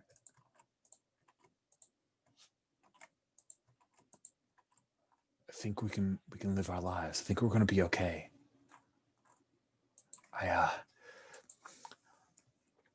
I made sure that you and the gang were in a bad position because they were never going to let me go. But with Creetlow's stuff to help get me off the spice and them gone, it's going to work out. Well, that's good news. I'm glad to. So, where do we go from here? Do we stay?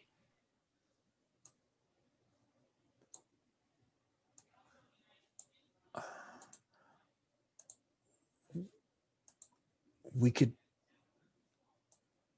I mean, I never really thought about going. Do you want to go? Well, I have some bad news. The work isn't here anymore, and I don't have a place to work. So I don't know where we could go, but maybe if we could go someplace. If we're starting over anyway, we might as well start over someplace better.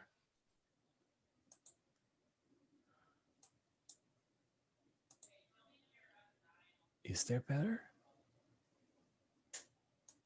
Doesn't there have to be?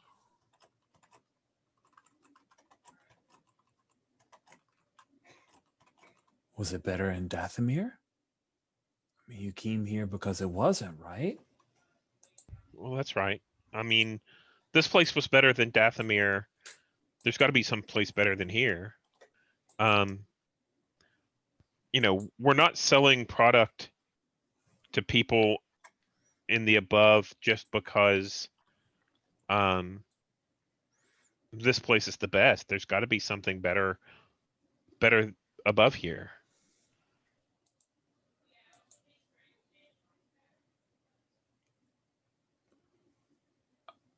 Okay.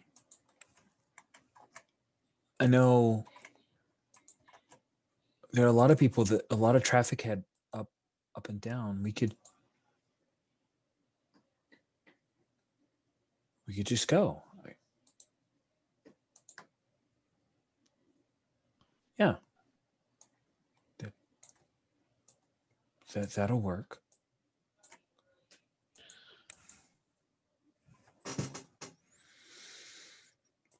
So, Rich, what did you want from this scene? Well, he wants to know that things are patched up, and I guess he's gonna leave.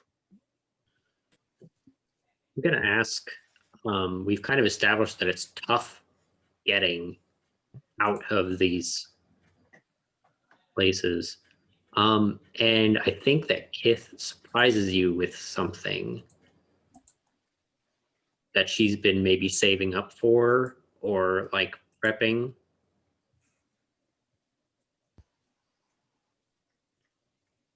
I like that, and I'd like it to be something that might be a little bit shocking. Oh, what if it's idents off of some dead customers or something like that? What was Kith's job? Did Kith work at the factory? She worked at a let's factory. say she worked at the factory that Kala was the foreman for. Right. Or Kadrak, sorry. So yeah, I think Kith pulls out and says, we have to go now. These will be canceled soon. But pulls out some ident cards, and they are kind of chipped up. They've seen some what's the right word? There seems some violence. Maybe there's a little bit of blood on the edge of one. That she quickly wipes off, but says, we don't have much time. We have to get out, before these cards get canceled. So grab your stuff and let's go. And yeah, Baku's gonna furiously pack the few things that he has, and he's ready to go. He will just take off. And then he'll end up like offering an arm to Alderaan for him to climb up onto his shoulder. Let's go. And I think what I'd kind of like to see is I'd like to see this scene end with them rushing towards, the elevators that lead up, as we see the doors that Ryaka started come down. How's that?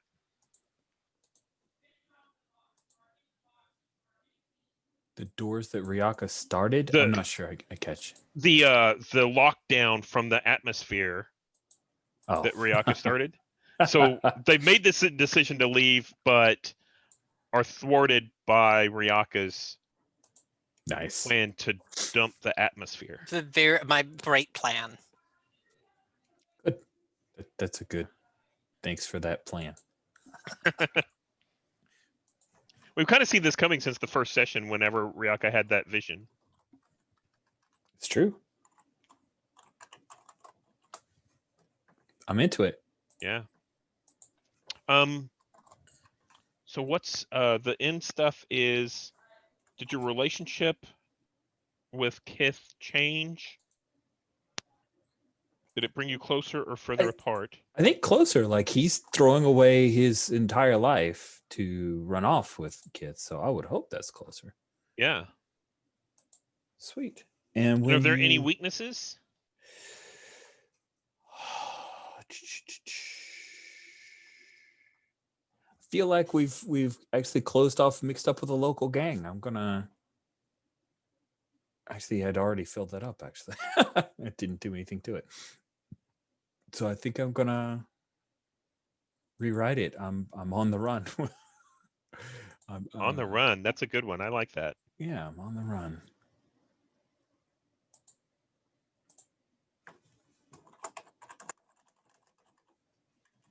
Cool. And I think he's yeah.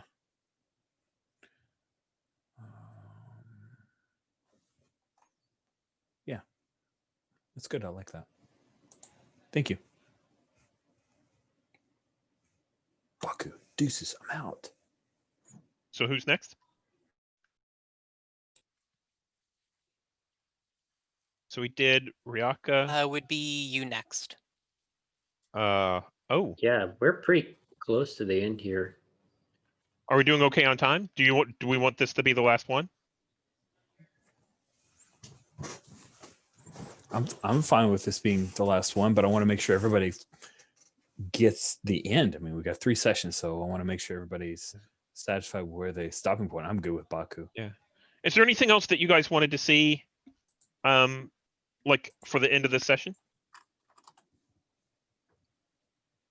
I think in terms of story beats, I think I'm good. I'm just interested in seeing how everybody wants to kind of wrap up and finalize Yeah, I'm pretty where good their as well. character's at. I'm kind of mostly just interested in seeing where Argo chooses to end things for the story here, for their story.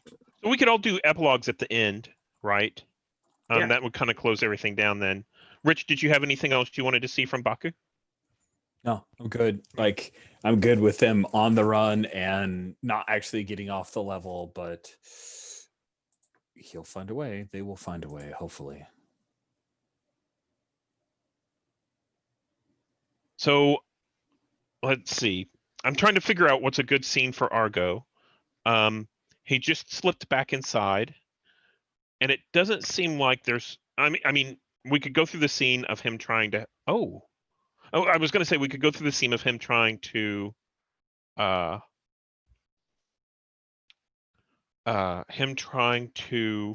save people as the air gets pumped out, but that doesn't seem very dramatic.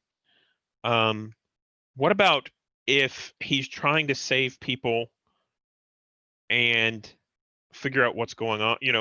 Figure out some way to help everyone for what he ultimately did, and he runs into Chua. Right, Chua was on the run.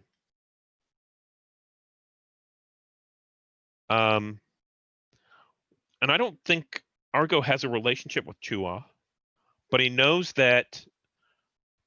knows that Argo is a friend to Baku and could potentially blame him for what just happened, right?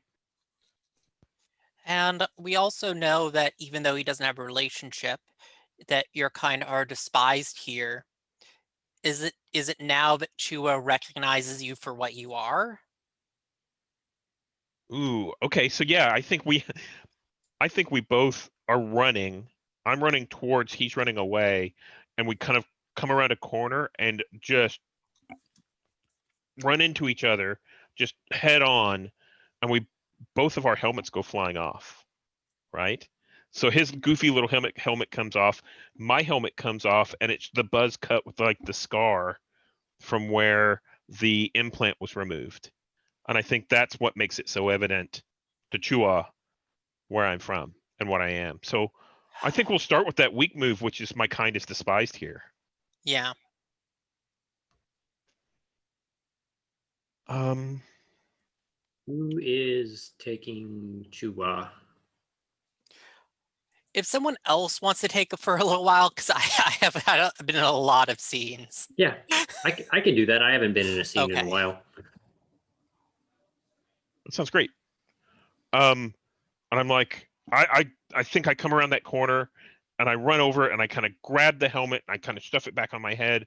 I look over at Chua and I'm starting to run off. I think by the time you're picking up the helmet, he's got you by the scruff of the neck and is like picking you up off the ground. I'm kind of choking and kicking and I'm like, let me go, let me go. Ooh. I always knew you had an odd smell about you. Slams you into the wall. Ooh. And I think Argo's dazed from that, and kind of whenever Chua goes over to pick him up, he kind of rolls out of the way and gets up and tries to catch his breath. And I think you have just a moment while Chua is like pulling this blaster out. Maybe it's gotten tangled in his flight, but he's glaring at you. He's trying to pull this blaster out. I saw you with Baku, that traitorous. I need to look at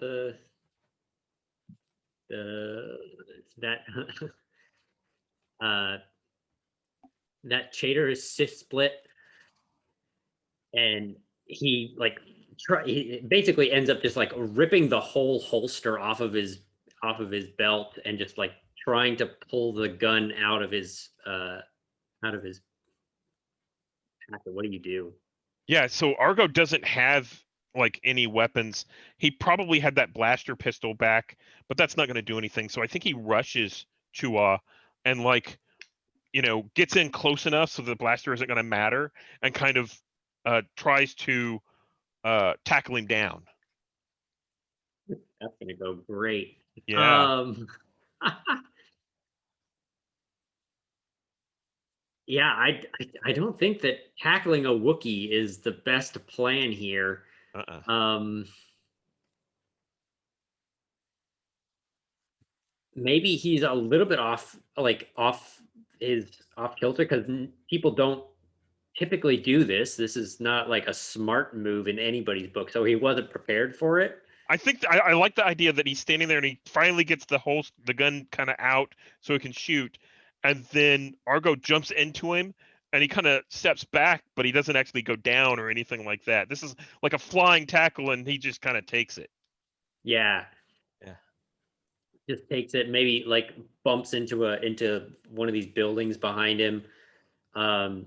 He's growling, trying to pull you off and like get a good shot with this blaster that really isn't made for this. Do you have any moves that you wanna call on here?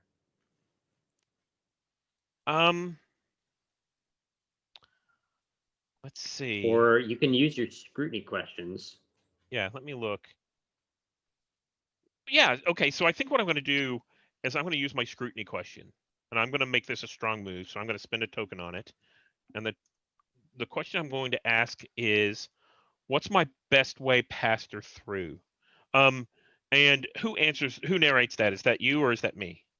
I think anytime you ask a question and somebody else answers, Great. but it could be Rich, it could be Steven, I think. Yeah. What's my best way past or through?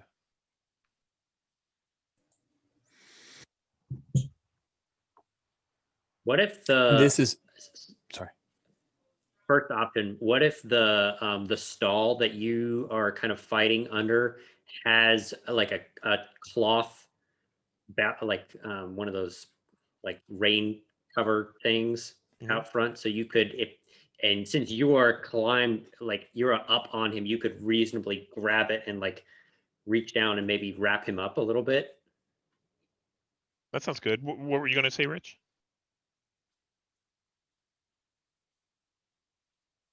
You're muted, Rich.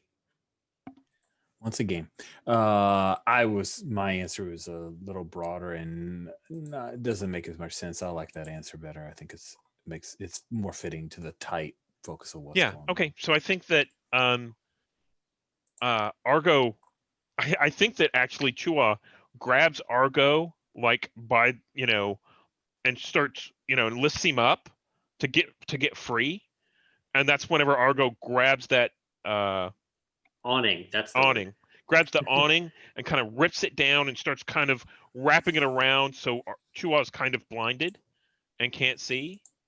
Chua lets him go to clear the awning off, to clear that fabric off, and Argo takes off running.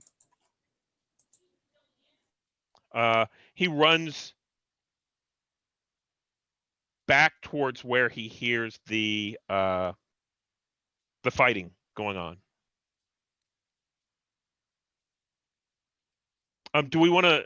Is that the end of the scene, or do we want to continue on? I guess that's up to you. What are you hoping to get out of this scene? Like, how do you see Argo's story wrapping up?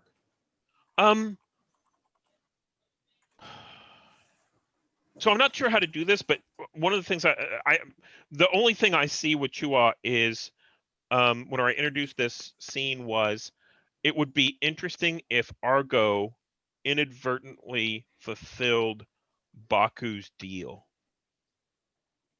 Right? Baku had made a deal so that Chua would get caught in the crossfire and be taken out. And if Argo inadvertently leads Chua back to the fighting, then Argo inadvertently contributed to this gang war and the outcome of it. I love that. Yeah.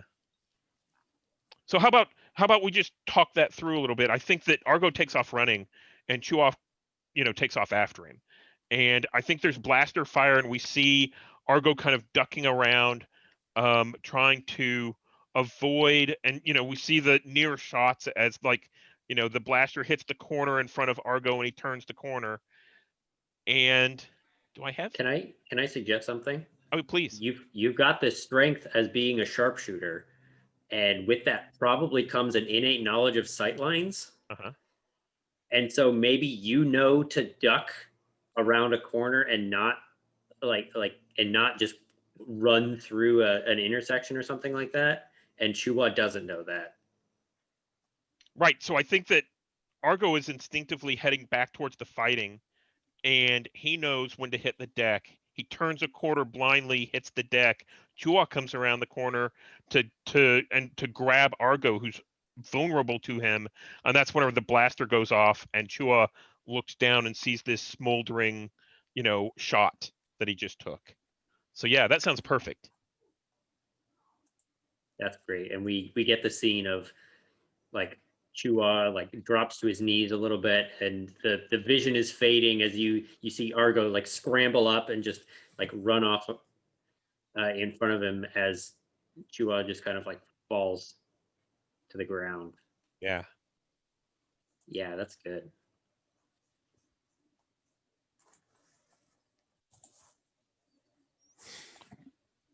Cool. So did you display your heart? I don't think I displayed my heart to anyone in this scene. I think Chua discovered who I am, but I don't think there's no relationships there, so I don't think it's significant. And I think I marked off my weaknesses as they came into play, so I think I'm good. Okay. So do we have any other last scenes? We'll like sneak in one last scene if anybody has a burning scene they need to see resolved. I think I would be good with just some quick epilogue type things to wrap up. I don't know that I need a whole scene to do what I want to do. Does anybody else particularly want a full scene? I'm good. I think I'm good too. Steven? I think Steven. I'm good. Oh. Yeah. Okay. Does anyone have an idea for an epilogue? I do, and I that kind of sets us up for character keeper order if we want to just do that. Yeah. Okay. So I think Creechlow's epilogue is like you see this smashed market stall that he like the whole roof is caved in, and you see like a hand reach up out of the rubble and like pull itself up and out, and Creechlow is just bruised and bloody, like climbing out of this building. There's blaster fire in the background, but it's all kind of blurred out, so you can't really see what's going on as he pulls himself out of the wreckage. And I think he's just kind of like staggering down the street away from the fighting, trying to get away from everything. And you see the door coming down at the end of the street, and he's like hobbling and limping, trying to get there in time, and the door closes just as he gets there, and he like slams his fist into the door, slides down, and the last shot you see is he kind of like slides to the ground and is leaning back against the door, just laughing at the absurdity of everything that he fought for just kind of falling apart.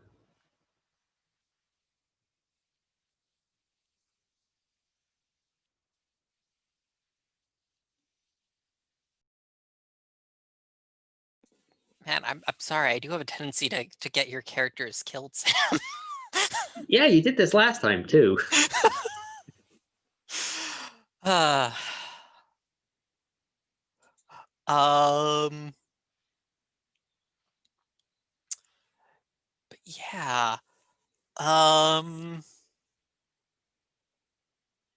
how do we see things end up with Ryaka? I think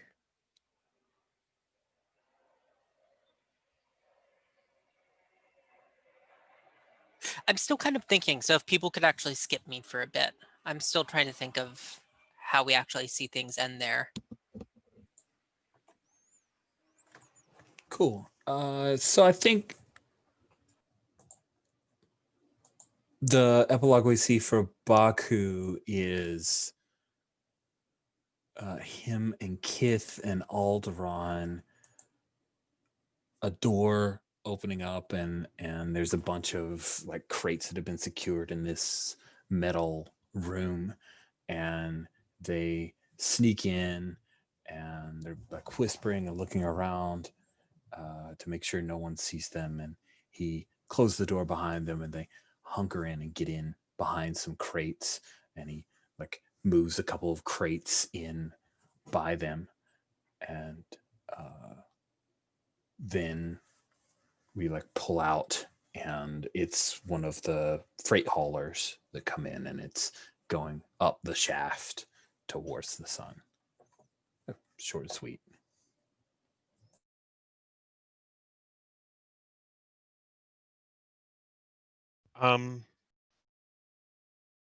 Do you guys mind if I epilogue and remove the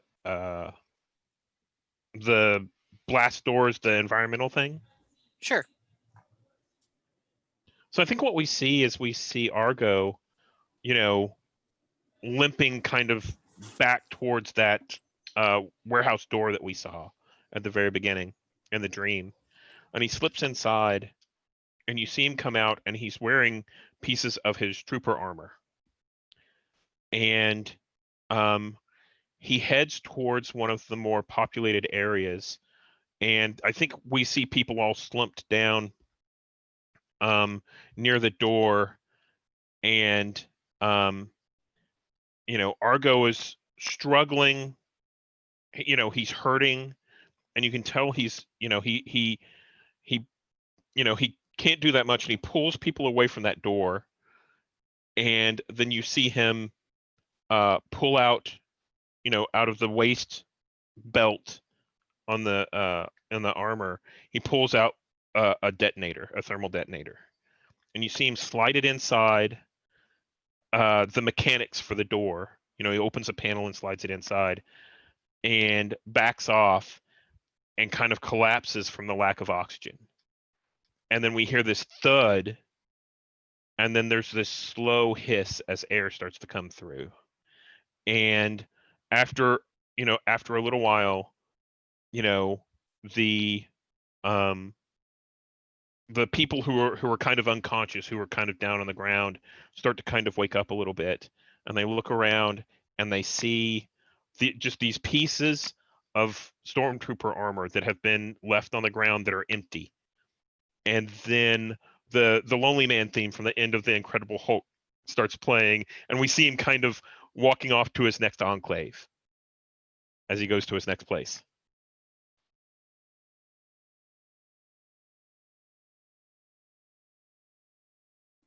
Nice. Yeah, and I think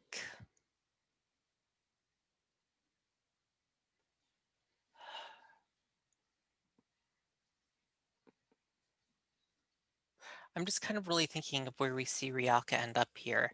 I think we see Ryaka following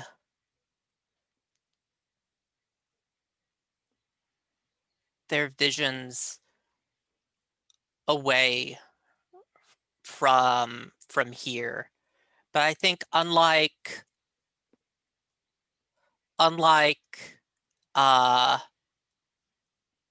our Baku, who we see ascending at the end, we see Ryaka going deeper into the below, into what lies beneath.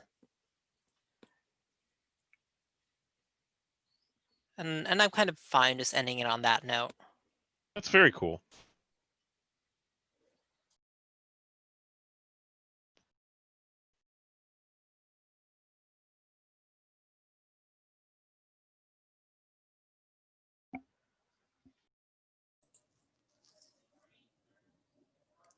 Cool. So I guess we are done. Like our Bob expert Sam here, who's created Bob Games. Like, is there anything? Do we just like walk away? Just We like, had our that's it? epilogues. I think that's I guess it. we did. All right. Well, thank you all so much for giving this a shot. 3 good sessions of Belonging Outside Belonging. I really enjoyed the stories that we told. All right, I'll go ahead and bring the recording to a stop here.